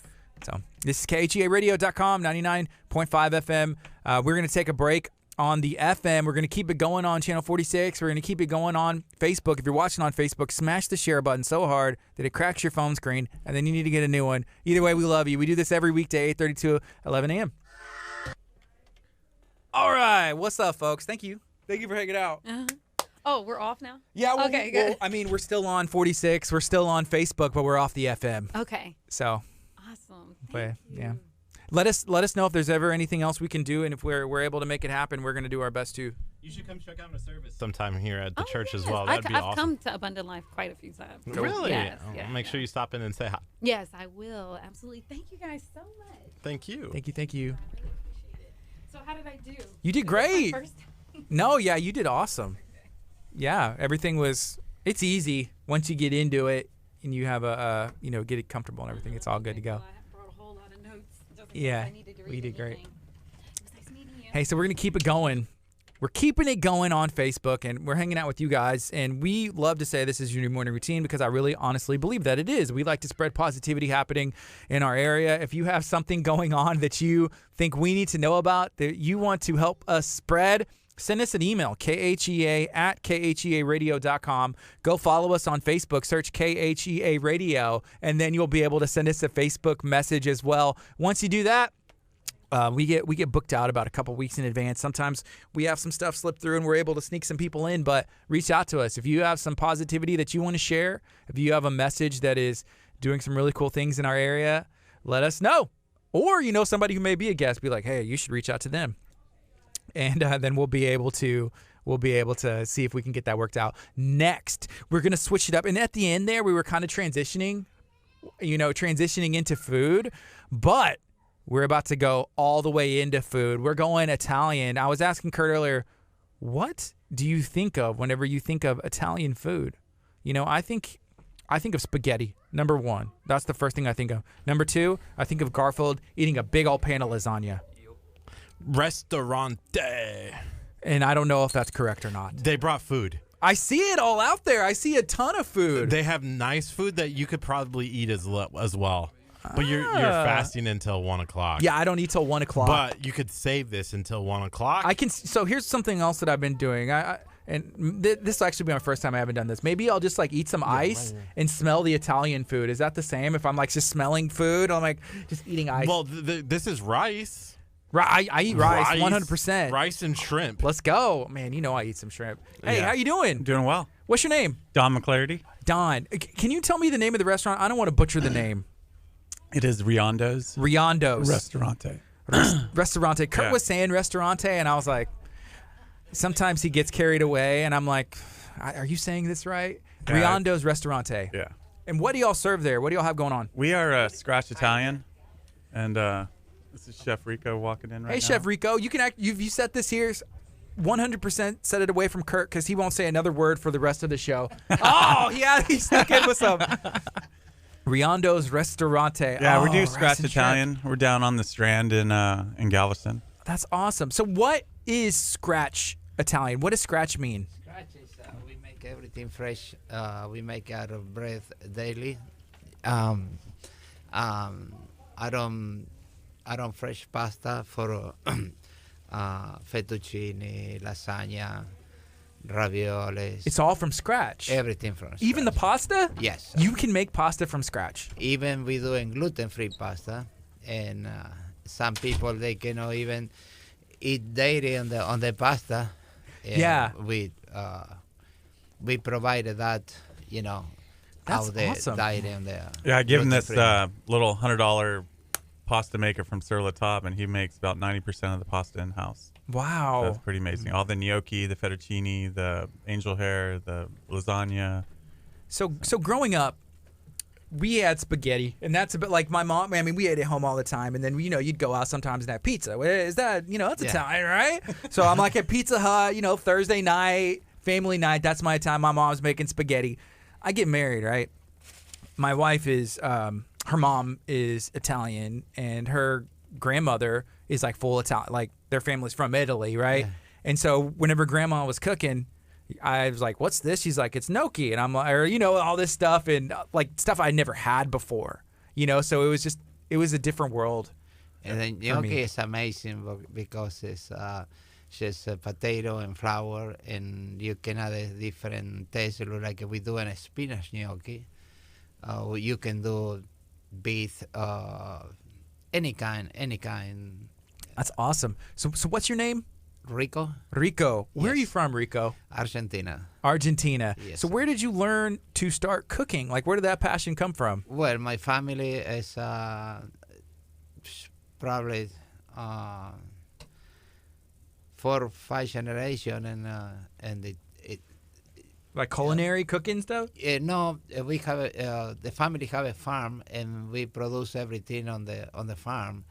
Look like we do our own salami, prosciutto. Like, isn't your Wow. mom from Italy and your dad from Spain? from Spain? yeah. So he's- Oh, cool. It's a good combination and good culture and the food.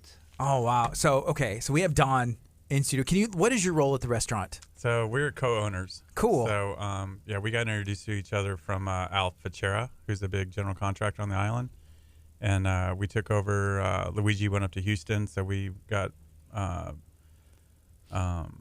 just approached to see if you guys want to open up the restaurant together. So we met, and my wife backed us, and so I used to live in Redondo Beach, California, so my nickname was Dondo. And with Rico, that's how we came up with Riondos. Riondo. Yeah, Oh, I so like that. Where are you from originally? A little bit of everywhere. I recently moved from Park City, Utah. I was up there for about 10 years. And then before that, I was down in Redondo and Hermosa Beach for about 8 years. So Utah, I have I have some family that lives up there. It's pretty different than over here in Texas. Yeah. I mean, you get seasons. I was working for the U.S. ski team, U.S. snowboard team for about 7 years. So What were you doing? Sports events, marketing, and sponsor relations. Cool. So your background is in the marketing side? yeah, event marketing, sports. I did college in Virginia. So, moved around quite a bit. My dad was Air Force, so. Okay, cool. So it's 10:04 right now. We have about a minute and 13 seconds left, and then we are going to switch it on the FM. We're broadcasting live on Facebook. If you're watching on Facebook, make sure you share this video out. Ask some questions. Let us know whenever it comes to Italian food. What are you looking for? And right now, we're not just on Facebook anymore. We're also on TV right now on channel 46.2 in Houston. I knew that. Yeah. And I bet the people watching it on TV knew that too. So, good morning, guys. We'll see y'all every morning unless y'all change the channel. Don't change the channel. You can change the channel if you want to. We'll be here. You know what we really need to work on is smell-o-vision, because this is amazing smelling food. Like, I'm just taking it all in. The hard part's going to be that bread inside of the white container. Yeah. I can see through the white container into the bread right now. How important is bread, garlic bread, Italian bread Lord. in Yeah. Italian restaurants and food? Like, is that the most important part, or what is? That is probably the backbone to Rico's life, the bread. You have no idea. Like, every morning he is there making fresh bread, fresh pizza dough. You make the dough? Y'all make the dough there yourself? Everything we doing in the house, yes. How long does that take? It seems like it would be so much easier just to order it in. Ooh. What's the difference? Like, why? Why is that so important? That's taboo. You Think can't- about it by example. When we finish over here, I gotta go and do the bread, but I started yesterday, Okay, I got you. so it's 17, 18 hours, proofing the mix I doing with the flour and yeast and water. And today, I finished for 3 or 4 hours, and I got my bread ready to bake. Wow. So I used to work at a pizza place when I was, in my early 20s. I loved it. It was one of my favorite jobs. But they would make the dough. I mean, as there, and they would, just use all the stuff. It was like canned tomato and mixed with some other stuff. But still, just to see like the pizza dough being made, it was just fun to be a part of and to be able to help. And I like to eat it. Yeah, it's pretty amazing. Customize. He'll like he gets the dough ready at night and you watch it. It rises over the evening, and then we use a stone oven over there, and then just watching him with his secret soda water spray. Like he opens it and sprays the normally bread. you need oven. You have the steam automatic. You just press a button and do the steam. Yeah. So I don't have that. I have the bottle. Little squirt bottle, and he flips them, Yeah. turns them, and like you try talking to him, and when it's time to turn the bread, he's like, "One second, please." Hey Don, so you moved from Utah. You're here now. Was Italian food like something that you were passionate about? Was that like your favorite over there? No, it's just I've always loved food, but I was fortunate enough to work in some really nice restaurants. Worked at Boudreaux's in San Antonio. Worked up at Eddie V's in Houston, and Blind Dog Restaurant Sushi up in Park City for a long tenure. And so we just got down here, and the space became available. And the Mitchell Historic Properties, who's been great to us the last 5-6 years, said, look, the corner's been Italian. Like Nash D'Amico's was there for like 10 years, Luigi 17. So they're looking to keep the vibe Italian. And with his background, it was the easy kind of mend into. So yeah, that's awesome. So let's go ahead and go on the FM right now, and we'll reintroduce you guys, and we'll keep it going. So here we go. Good morning. This is KHEA Radio 99.5 FM. This is Kickstart. I'm Gardy. And I'm Curt. It is 10:08 a.m. on a Friday. TGIF. It sounds a little different than what we're used to saying, TGIM. Trying to spread that excitement and energy on a Monday, but Friday, it's already there. I feel it in the room.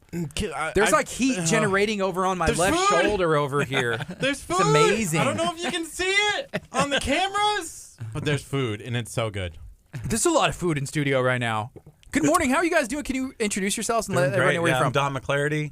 And Rico Caminos from Riondo's restaurant in Galveston. All right. Where are y'all located at?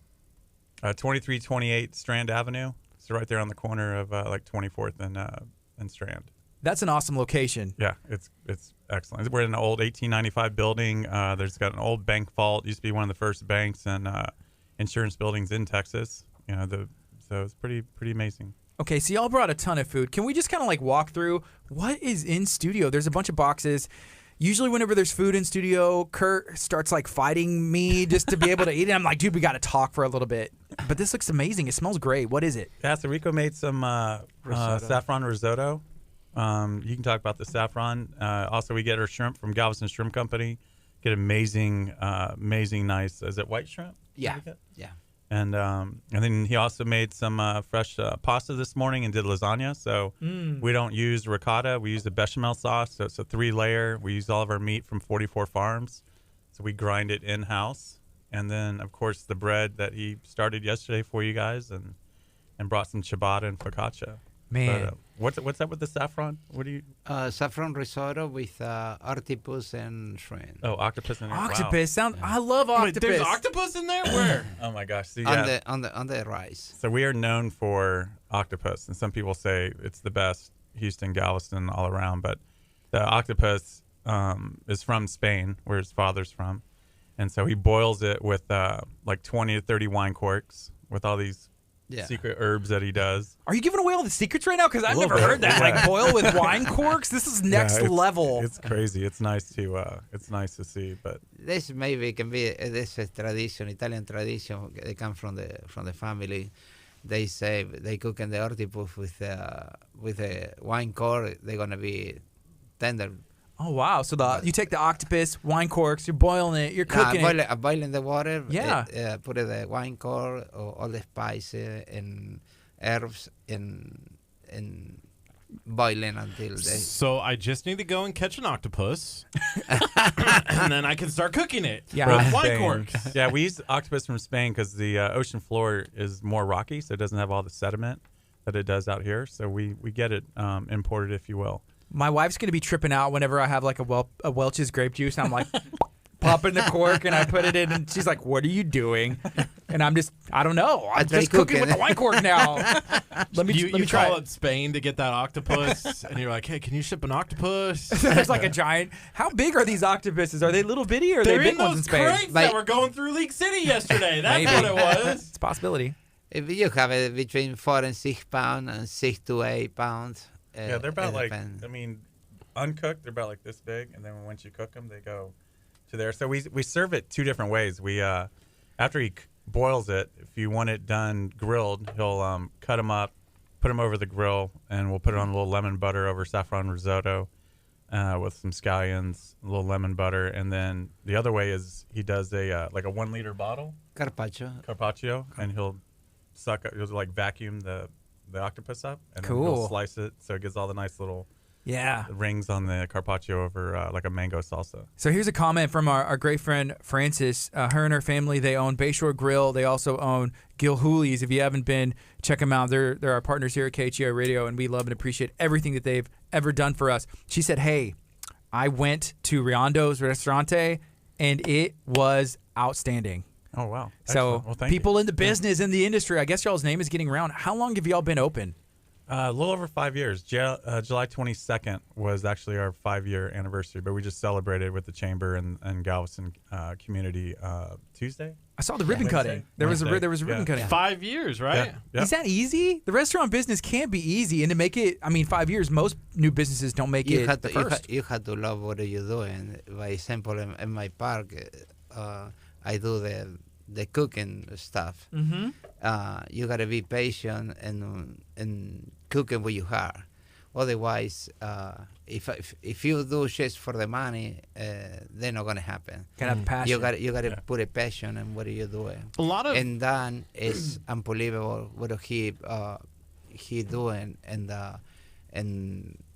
rehearsal dinners, wedding, prepare everything in the front. It's amazing. Here's another comment. This is from Frances as well. She said, Croatians love octopus. We eat it a lot. We usually make a salad out of them. Is there... You can do in salad. You can do in just tomato, celery, or you can do in boiling potato with fresh garlic, lemon, parsley, and spicy, and it's a wonderful Yeah. salad, octopus salad. I'm going to say, and I'm going to speak for at least this Hispanic, that this one at least likes octopus too, because I saw Curt commented on KHEA. You've never had octopus. I've never had. You have? I've had it at Papa's Seafood.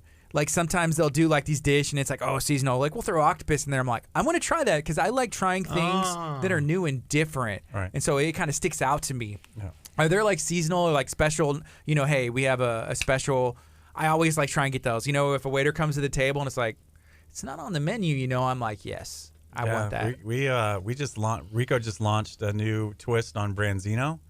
So he's doing Branzino is Mediterranean fish. It's a fish. Yeah. yeah, so it's a sea bass, right? Yeah. Yeah, and so he takes the 2 fillets, tail on, and he makes this diver scallop, jumbo shrimp, and jumbo lump crab stuffing inside the Branzino and bakes it, and then we finish it off with 2 large U8 shrimps on top. Wow, So- that sounds awesome. He also does. I'm sorry, Curt. Go ahead. I was just gonna say, Jordan just said, "I know where I'm taking the wife for date night." Yeah, we have a bank vault. Like I said, you got 4 nice little cozy tables inside this small little bank vault. That's So, cool. Nice That's little awesome. date. Did y'all date find any vibe. money that was like maybe No. left or hidden? No. Did y'all look? We looked Because a that's the little first bit, thing yeah. I would do. You gotta dig. You start like Yeah. digging in, like, yeah, this is the building. Finally, It's this was pretty hidden. amazing. That door weighs like it's got to weigh 500 to 1,000 pounds to open and close it. It's Do pretty people get massive. worried? Like whenever Yeah. they're in there and you're like, let me we just have shut you in. They cut out the brick, so there's you walk in, but the original doors are still on the outsides of the vault. Y'all So- should do a thing where, like, until you leave us a positive review on Yelp, we're going to go ahead and close this door. Just start knocking whenever you're ready, and I see the review. That's what we do. We tell. Just from after for rehearsal dinner. Yeah. There's a safe upstairs as well, but yeah, we got lots of spaces for private parties, events, rehearsal dinners. We have some off-site event spaces as well, outside, so we can mix it up a little bit. Any Cool. kind of business party or Yeah. Hey, what about manicotti? That's the other thing. My wife, she commented on here, and it was, grandma's manicotti Oh man, that's the first time I ever had manicotti. Again, growing up, we had spaghetti, and then obviously went out to pizza. But like the manicotti, I was like, "What is this? It's a shell stuff. Like this is magnificent." Just put it this way. It's like Italian enchilada. That's what I told my wife. That's exactly what I told my wife. I was like, "This is Italian enchilada." I was like, "That's exactly what it is, and it's stinking delicious." The difference is you do it with the tortilla, the enchiladas, and manicotti you do it with pasta. 100%. Or you can do it with crepes. Yeah, man. So there was a restaurant in Houston we used to go to that was Italian, and then we had grandma's, right? And then like it was up on the the west side of Houston somewhere, and it was a nice little Italian restaurant. And I'm like, I want the manicotti, like, oh yeah, the Italian enchiladas, let's go. We have in Mondays and special the chicken manicotti. Really? Yes, with chicken, salted spinach, and mushroom. Fill it up the manicotti and serve them with white sauce. Bechamel with little tomato. It's wonderful. I'm going to ask this question to both you guys, and maybe we'll let you answer first. What's your favorite dish to eat? Chopino. What is that? Chopino is cleansed mussels, shrimp, fish, scallop. Is it mixed with pasta? And pomodoro sauce. And when it's ready, fresh basil, little red flag pepper, kicking little bit, and fresh fettuccine we make in the house. Ooh. What about you, Don? What's your favorite? I kind of like his ossobuco. That's another one I was going to mention. Some of his favorites. The ossobuco is amazing, like 16-ounce bone-in over saffron risotto, wild mushroom risotto. It's pretty amazing. You slow oven roast it for 4 to 6 hours. Yeah, 3 hours. 3 hours. Wow. Yeah, and then wraps it up, takes the string off. You get the bone marrow in the bone, and it's pretty amazing. So, but the funny part on the ossobuco is all the juice. When you finish the braise, the meat, you make the sauce from there. But we gotta clarify the sauce. You don't want any fattening or anything like that. So we pass from cheesecloth 2-3 times until it's nothing. And then when we gotta cook it for the customer, we use the same broth from the braise and come and unbelievable. Curt, I know you have to be excited right now. Whenever I saw Curt walk in, he was like, "Hey, I brought my lunch today. I brought a salad." And I was like, "Okay, of all the days to bring your lunch, that's fine. Yeah, today's great. It's a great day to start. But why are you gonna bring a salad?" And now I can see that frown kind of turned into a smile. Curt, you already eat one lasagna inside. Yeah, Curt already downed we had 4. There's only 3 there right now. Are you serious? I don't doubt that. I was out there sauce on his eating. shirt. I'm like, I was wondering. I was like, where did Curt? He like ran out of the studio. Like we aren't. 3 There's no times. work to be done out in here. Like he's just like, oh, let me just give me a second. And then I didn't know where he went. I thought you left. Yeah. That's what I was doing. You were. My favorite dish is that one sitting right there in the middle, on the top. That The right dip? there. Olive oil. Yeah. I just What's chug it. What's in here? So extra virgin olive oil, fresh herbs, Evo. balsamic reduction. Yeah, Curt- balsamic. You gotta mix it up and you can dip the bread. It's really good. I'm trying to work on Curt with something. Not to give like his own cooking tips whenever we have the pros like here, and so he hears extra virgin olive oil and he's like, "Oh, actually," and I'm like, You know what's really good? Oh, here we go. Extra virgin olive oil, and you put a hot dog and cook it in that. Okay. Oh, then you take your bun, right, and you flip it upside down in the extra virgin olive oil and cook it, and then when you bite in, like the oil just like drips down your. Oh, So on that, So so good. to spin off of that, Rico makes all of his own sausage, cases his own sausage in house, grinds it. We're in the midst right now of making our own salami and what was it? We're gonna start making capicola, Yeah, capicola. pancetta. Pancetta is a type of bacon. Make it with the pork belly, roll them up, and cure. You gotta dry it, loosen 35% on the meat, and it's ready to eat. But you cure with salt bags and keep it in dark for 3-4 days, and after you hang it and start cure, Yeah. drop all the You know, liquid. When I think of a restaurant, the food is great, but usually they have like a dessert menu. And I usually don't save room, but I'm going to order dessert no matter what. You know, I'm so full. Do y'all offer any desserts there? Absolutely. Yeah, we've got all of our desserts are made in-house. So probably the number one seller is the tiramisu. So every Italian restaurant has a tiramisu, but ours is extra special. Rico makes all the lady fingers in-house, soaks them in Kahlua and espresso, and then he makes the mascarpone. Yeah. And mixes it with, he doesn't like me saying this, but I'll reveal it. But It's a secret. Yeah, no. But he mixes it with like a little meringue, so it gives it super light texture, and then a little cocoa powder, and Yeah. and, people love it. He looks And mad coffee. now. He looks mad. He's like, how'd you tell my secret with the meringue? It's always the meringue. You can't reveal all the secrets, though, right? It's Well, I was just gonna ask, when do you have time to come up with these new recipes? You're cooking. You have a restaurant. Oh, he's there. Well, all I have the I time. have a group in the kitchen. They work for day one when we open the restaurant, and I train them really well. So and, you have staff that's been there for the entire Yeah. 5 years. Yeah. And that's the reason we had the time they're doing all this stuff, because there's a big help. Without them, I cannot do anything. Yeah, Yeah. the staff is amazing. The kitchen is like they're his right hand and left hand. Like they That's are there awesome. all the time as well. Tony has actually been in that building for 25 years Yeah. cooking. He Like, we came have with the building. Like, he was Luigi's. he was Luigi's, he was Yeah. Nash, he was Cafe Trivia. Like, so if he's- you want to lease the space, you get this nice Yeah, you bank get- vault, and here is Tony. this gentleman right here. He actually comes with the building. So That's funny. yeah. No, but it's But really yeah, good. it's pretty, the front of the house staff, the back of the house staff, we're really blessed to have what we have to make us so successful. wow. Here's a comment that says, I'd love to watch the kitchen work. I'd love to watch him cook. Is that something y'all ever have given like an inside look, like behind the scenes with the casing, all that stuff, like from scratch? It has to be cool to watch. It's a lot of customer, and I take I give a tour to the kitchen and show.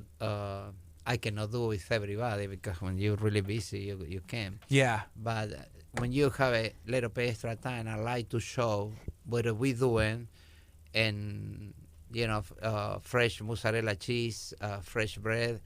I take it on the coolers where I have all my seafood. I know we don't have no freezer in the restaurant.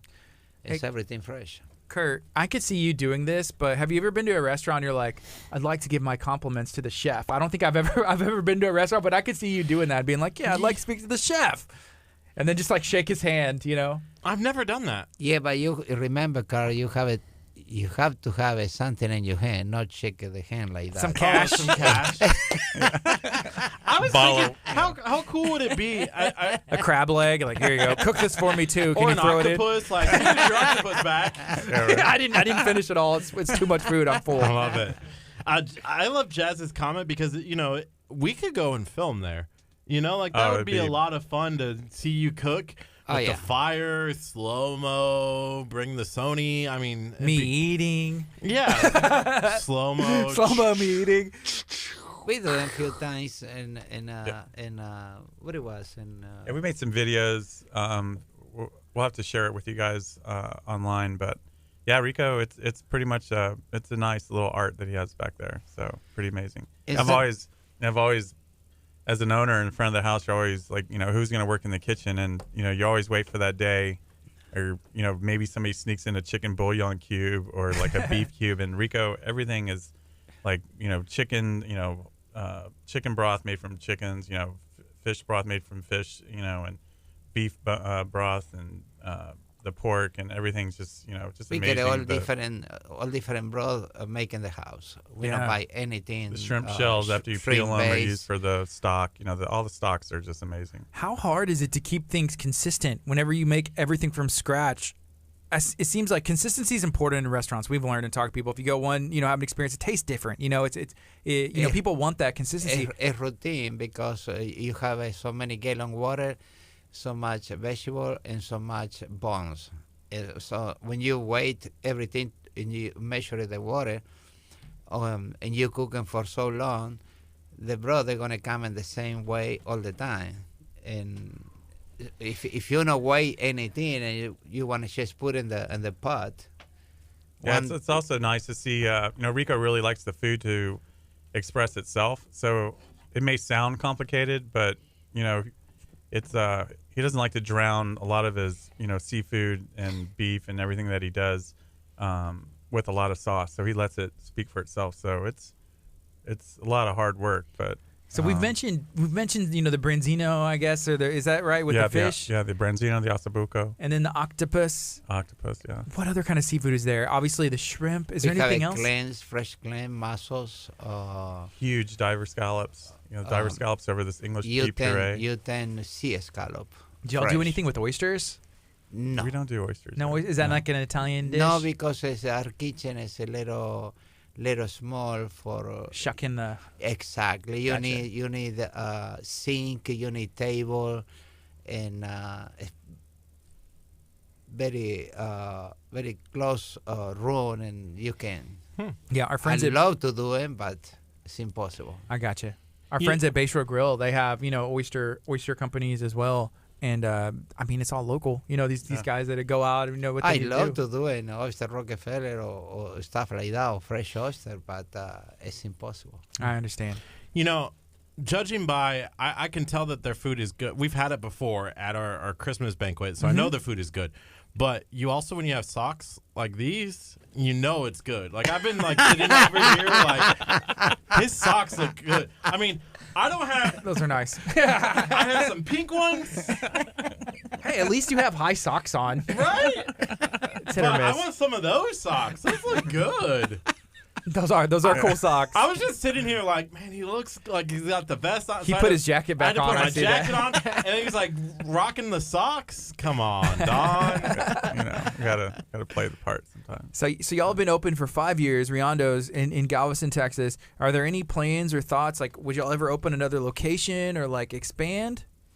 We've tried to do some things, but we're pretty happy where we're at. I mean, it's the more and more as we grow at Riondo's, it takes more of our time, and so we just like to fine tune. We're always learning how to do things better. Taking advice from people as well. They already make manicotti. They need to enter the manicotti. It'll count as in the Taco Cook-Off. Have you heard of our Taco Cook-Off? I saw your thing with Concetta the other day, and so it got me interested in doing that. Manicotti tacos. Yeah. Let's go. October 12th. Right here at Abundant Life campus, right here, 601 Delaney Road, where KHEA Radio broadcasts, we're having the Taco Cook-Off. It's only tacos, but there's 4 categories: beef, chicken, seafood, and chef's choice. Which could be manicotti, just triggers, just enter it in there and be like, this is so good. You're going to win a taco cook-off. You got to be really good to win that with Italian food. $100, enter in, you get a trophy, cash prize. What's the date on that? October 12th. It's a Saturday from 9 to 3. Riondo's Restaurante Champion. Taco Division. Just think about the trophy and the cash prizes, and he'd be like, "Yeah, we came and we won the Taco Cook-Off." We could marinate on that for a little bit. Yeah, Ooh, he used the word marinate. That means it's a good thing. We're also, if you're watching right now and you want to sponsor the Taco Cook-Off, we are still looking for some sponsors to help promote and get the event out there. We want this Taco event to become an annual tradition where you're fighting for that trophy. We're starting with a small cash prize this year, but we want to give the world away. So what? Yeah, let's do it. Let's do it. Maybe you could be president for a day if you win the Taco Cook-Off. That'd be Who knows? Good deal. It could be a possibility. Yeah. So if you go to talkoftaco.com, you'll be able to learn more, sign up, become a sponsor of the event. www.talkoftaco.com. Go check it out. You can learn more information and get involved in your team and walk away with the grand prize. So it'll be fun. But right now we're talking to Riondo's Restaurante in Galveston, Texas. They just celebrated 5 years. They had a ribbon cutting. Was that last week? It was this Wednesday. week. It was Wednesday. Yeah. What does that look like? I've always wanted to cut a ribbon, but no one will ever let me hold the scissors. So it seems like it's a powerful moment. I always thought the scissors were going to be like a big look, like a fake plastic. But it was the real deal. It's thing sharp. would take off a cow's leg. Sharp, Yeah. yeah. Super sharp. And A it cow's took, leg? Is that what he said? It would take off it took 4 or 5 of us to do the scissors. So yeah, it was a great turnout. We had almost 100 people there. So the city of Galveston, the community really supported us, and Awesome. it was nice to see all of our locals. We have about 28 locker members that come in and dine with us in the vault, and so it's a nice little gig. That's the thing. You can have a member, like, hey, if you want to have access to like preferred seating or reservations and stuff. Yeah, they just come in and we use open tables, so if they want to have a special table they like to dine at, or want to dine in the window or on the patio, we can accommodate almost everything. That's cool. I love it. That's great. We need to become members. Get our picture on the wall somehow. I don't know. Can we put pictures up on the wall? Just of us. Like, there's only one picture on the wall, and it's just for some reason. We have pictures of us together where it could be one picture. You don't have to have a lot of space. When you guys come in and film the kitchen, we can maybe do a snapshot of you guys. Okay, throw you up on the accolades. Or I could just slip it up there without you knowing. I did that one time. There's this restaurant in Webster. What's it called? They have all the NASA astronauts on there. It's what's it called? Yeah, it's a Frenchies. Frenchies. They have all sorts of pictures of astronauts, and so somebody photoshopped me on the face of an astronaut. I signed it and I hung it on the wall, and I don't know if anyone will ever notice that it's there. That's a true story. Yeah. Like if you go to Frenchies, it's over there in the heart of Nassau Bay. Like a lot of I think Rico's really good friends with that. Yeah, Nassau One and El Camino. Yeah, Rico's been around in Galveston in the 80s. Yeah, and he used to play professional soccer. And so he's cooked at Mario's, and he's had a long tenure. That's cool. He played for FC Celtics, right? Who'd you play for? No, Celtics. Where are you from?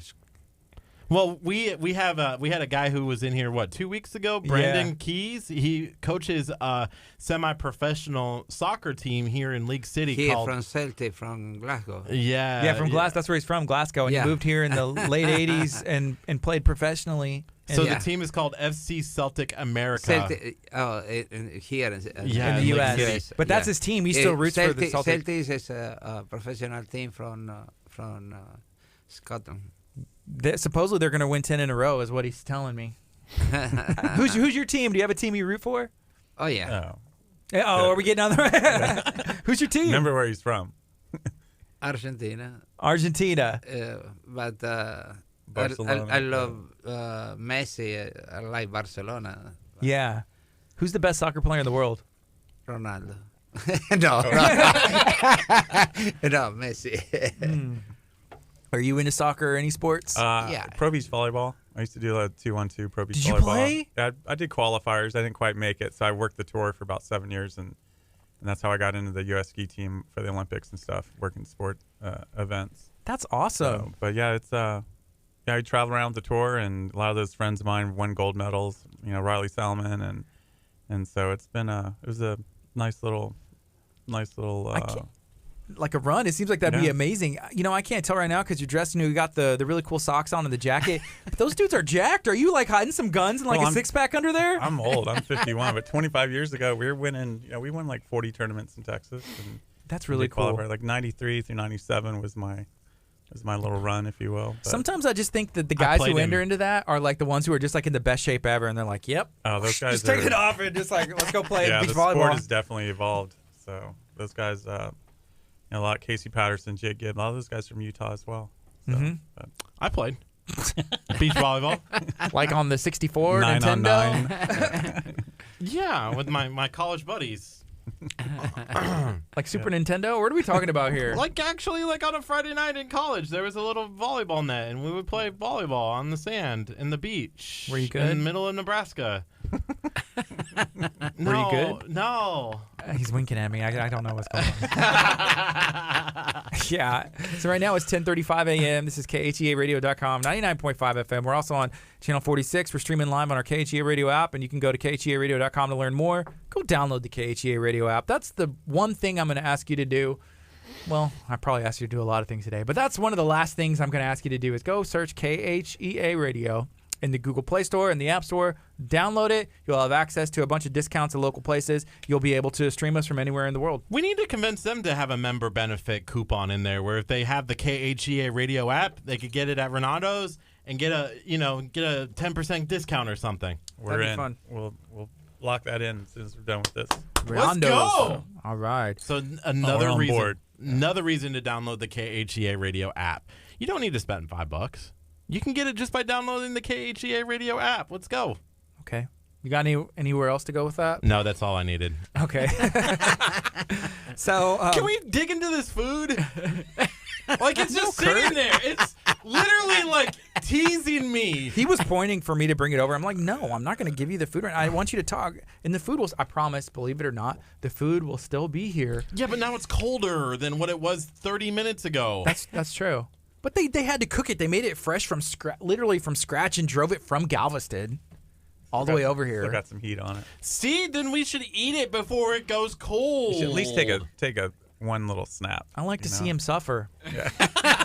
It's the only joy I get out of life anymore. Just because you can't eat until 1 o'clock doesn't mean the rest of the world needs to be on Gardy time. So I'm doing.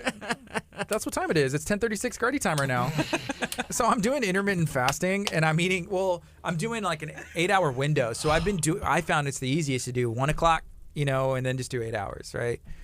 So that's what I'm doing, and I have all kinds of reasons, like working out and trying to eat better and stuff. I asked him where the reward was, because I get a reward when I sit on the couch and eat a Cheeto, because I get to eat it and enjoy it. Yeah. There's no reward when you're like that, like when you're eating and watching what you're working out, and watching what you're eating. There's no reward to that, right? I'm trying to play in the Olympics for the beach volleyball team, and I need to get jacked. That's what I saw. I was like, those guys look like, yeah, okay. That's what I'm doing. I'm on that train.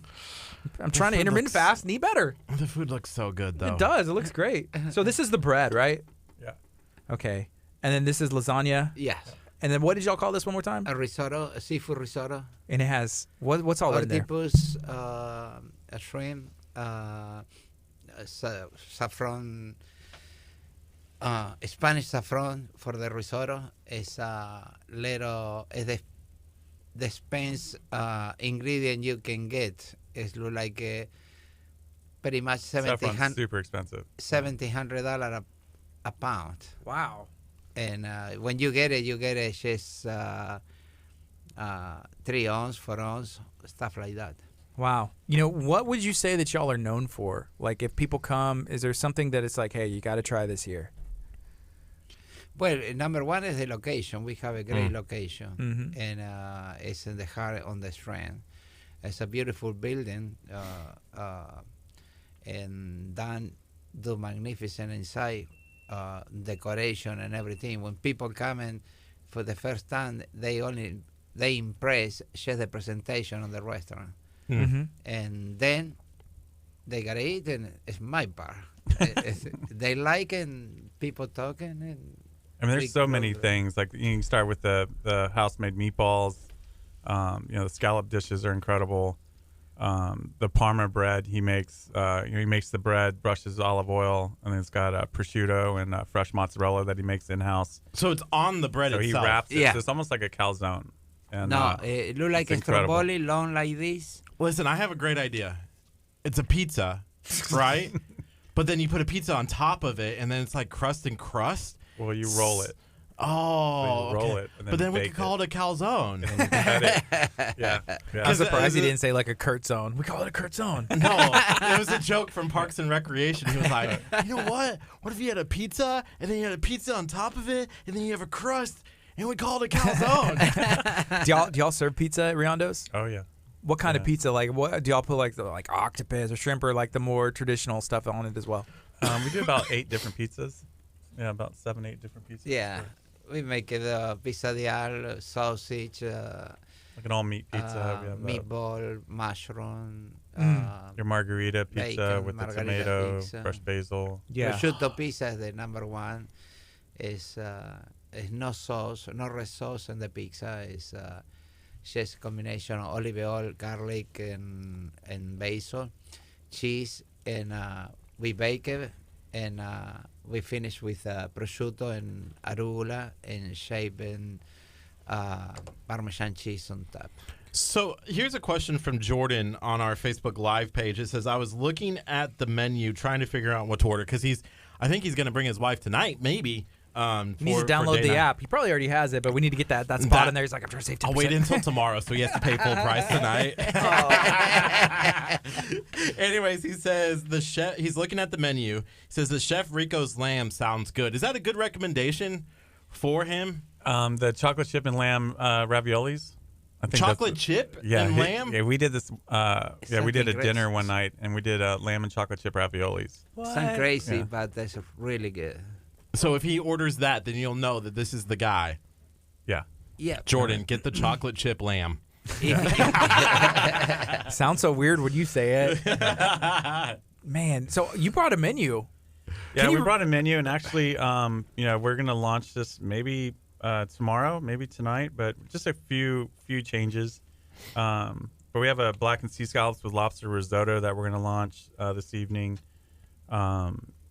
The seafood ravioli pillows. The seafood raviolis at the restaurant is our #1 seller out of everything that we do, and it's you get 5 raviolis every time he cleans the fish. Whether it be halibut, grouper, golden tile, snapper, branzino. He'll then the leftover. He'll make the seafood ravioli stuffing, if you will, and make all the raviolis in house, and that is got to be It's our #1 combination seller. shrimp, fresh shrimp from shrimp company, and any kind of fish. I have if I have a halibut grouper, I mix it up and process, make some meat pot, cooking really nice, give it good flavor, and after a hand make.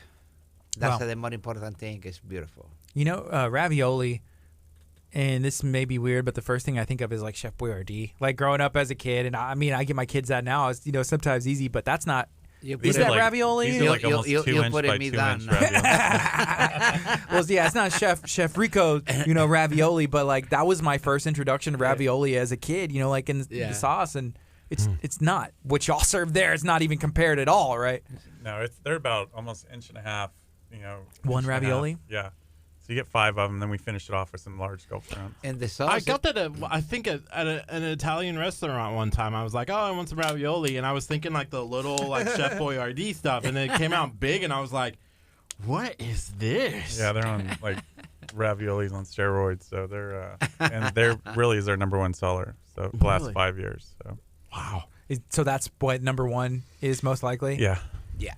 Why is that? Just because the popularity of like people being introduced to it at a young age? Because every week they're different. We get a different fish in almost every week. So, and they just, with the sauce that he does, it's really, The more people love important- it. The more important thing, sort one fish you have in the menu. When I call the seafood company, I get the fresh fish they have, and we go from there. And Thursday I call them up, and Friday they deliver it to me, and can be halibut, can be any fish. Mm-hmm. But that's the fun part for the customer. They no gotta come and eat salmon every day. Yeah. Today you can eat salmon. Tomorrow can eat halibut. Isn't halibut like flounder? Or did I make that it's up? a fish from northwest up in Alaska. Okay. So it's a massive flounder, if you will. Okay, But so it's kinda. big, but it's pretty. It's Yeah, but the meat's a lot more is thicker and a little more meatier, a lot wider. It but- depends. It depends the weight on the fish. If you have a fish weight 200-300 pounds, they have one flavor. You get a small fish than that, 80, 90, or 100 pounds. They have a lot of more flavor. It's more flavorful fish. Are you saying that fish is 80, 90, 100 pounds? Is that what you're saying? The halibut? Some of Yeah. them. Wow. And And that's you see it really on the good. table. Enrico's back there, cutting it all up, portioning it That fish I caught, though, was definitely 220 pounds. on a fly rod. Yeah. It was a redfish. It was 220 pounds. It was so hard. On a He almost fell off the bamboo boat. pole. Yeah. He almost fell Oh, off the really? boat. It was, it was a not, yeah. Okay, Kurt. Yeah, you caught that 220 pound fish. I saw it. It was great. It was so hard.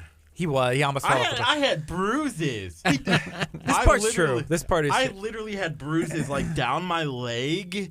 Like I've never seen bruises like that before from that one fish. Yeah. Like it was nuts how bruised my whole body was from catching one fish. I need to not put it against my body next time I catch a big fish like that. Hey, being in Galveston, being business owners, do y'all ever have time to go do anything like fishing? We have not gone fishing too No. much. I'm not. I love to fish, but it needs to be on a flat day. My stomach doesn't like to handle. Going out too far? Yeah. But How cool that'd be. It was like, Chef Rico's fish he caught himself. Ravioli. Like, how cool would that be? No, well, we have this company, shrink company. Mm-hmm. Sometimes when they gone 200-300, pretty much 200 miles from the inside the Gulf, sometimes they catch a fish, the whole fish like a grouper, 70, 80 pounds. Things they bring to the house. They call me, and we gonna get it. Yeah, like instead of just shrimp today, we got you ling, or we got you, cobia and ling's kind of the same thing, but we got a nice 40-pound grouper. He'll bring it in and fillet it. Sometimes I get it. I get it. What do you call it?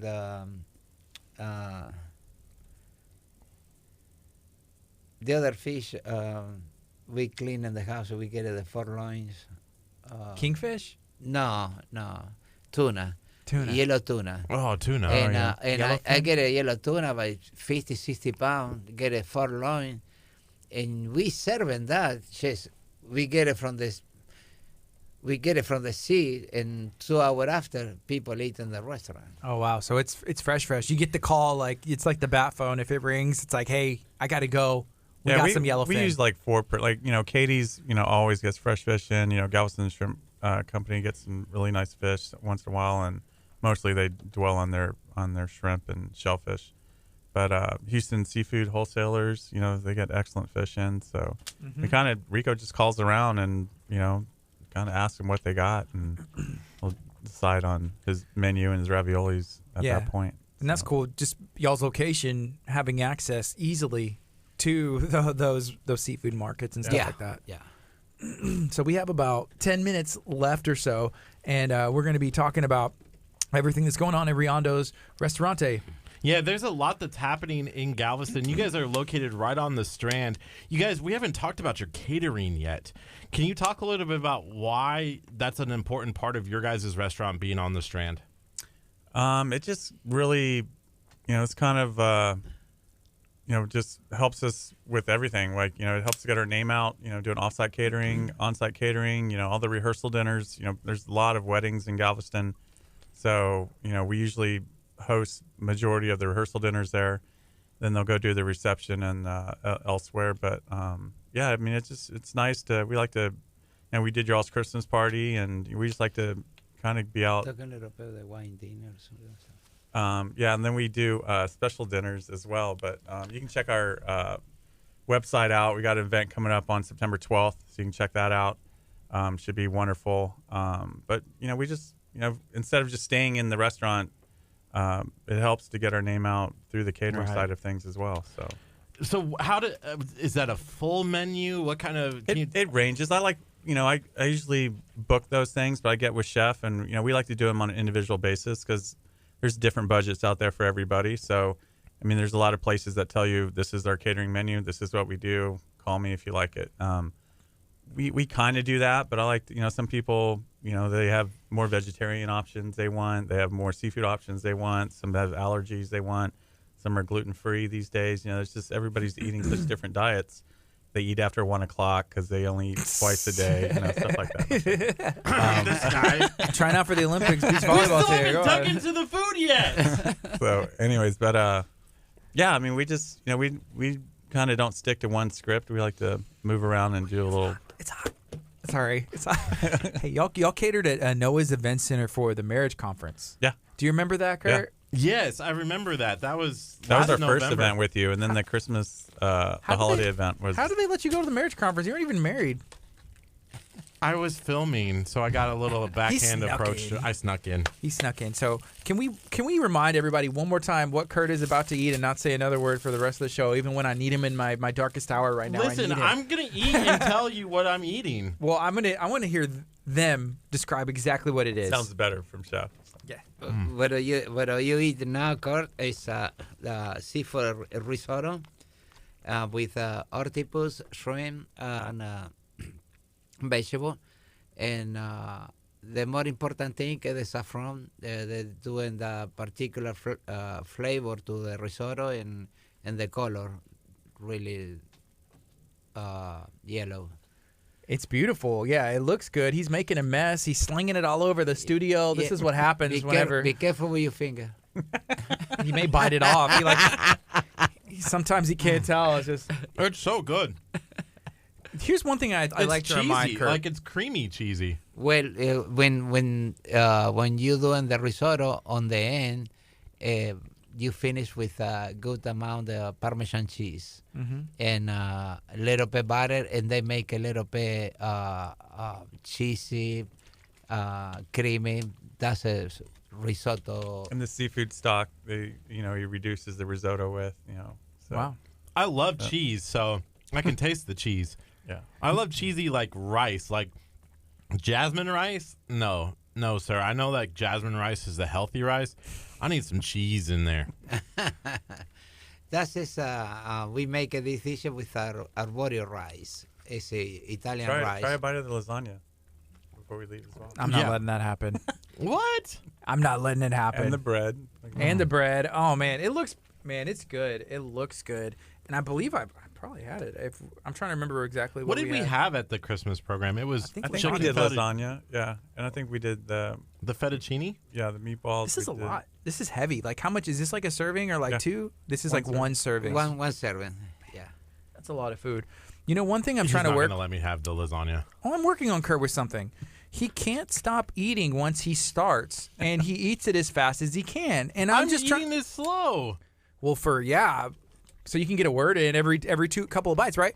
And I'm just like hearing him chewing in my ear, and it's grossing me out over here. But Curt, like, I don't know. I'm like, dude, take a breath. Like, it'll still be there because somebody's like.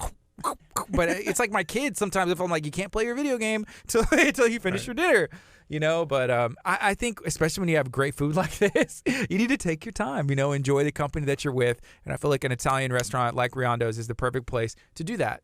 Whether that's date night, family, just going out, enjoy the company, put your cell phone away, and just enjoy the time together. Yeah, and keep us in mind with the the holidays coming up. If anybody wants catering done off site, we can come to you. We can cook for you privately for a small group or a large group, or you can come to us. You can just basically every day bring this for us, right? Absolutely. After 1 o'clock, obviously. Yeah. Kurt's like, this is my meal prep. He's like, I got like a big Italian, this and that, and we're good to go. Yeah, That'd be the best meal prep ever. It would. It depends on what your goals are. I So suppose. there's lunch, dinner, lunch, dinner, lunch, dinner, lunch. We're good. Yeah, good to go. Hey, so we're running out of time. Is there anything else y'all would like to share while y'all are here today that we maybe didn't touch on or reiterate? No, just thanks to everybody that supports us in the Galveston community and Houston community, and personally thank Rico for all his hard work over these past 5 years. And we be a team. So we working together.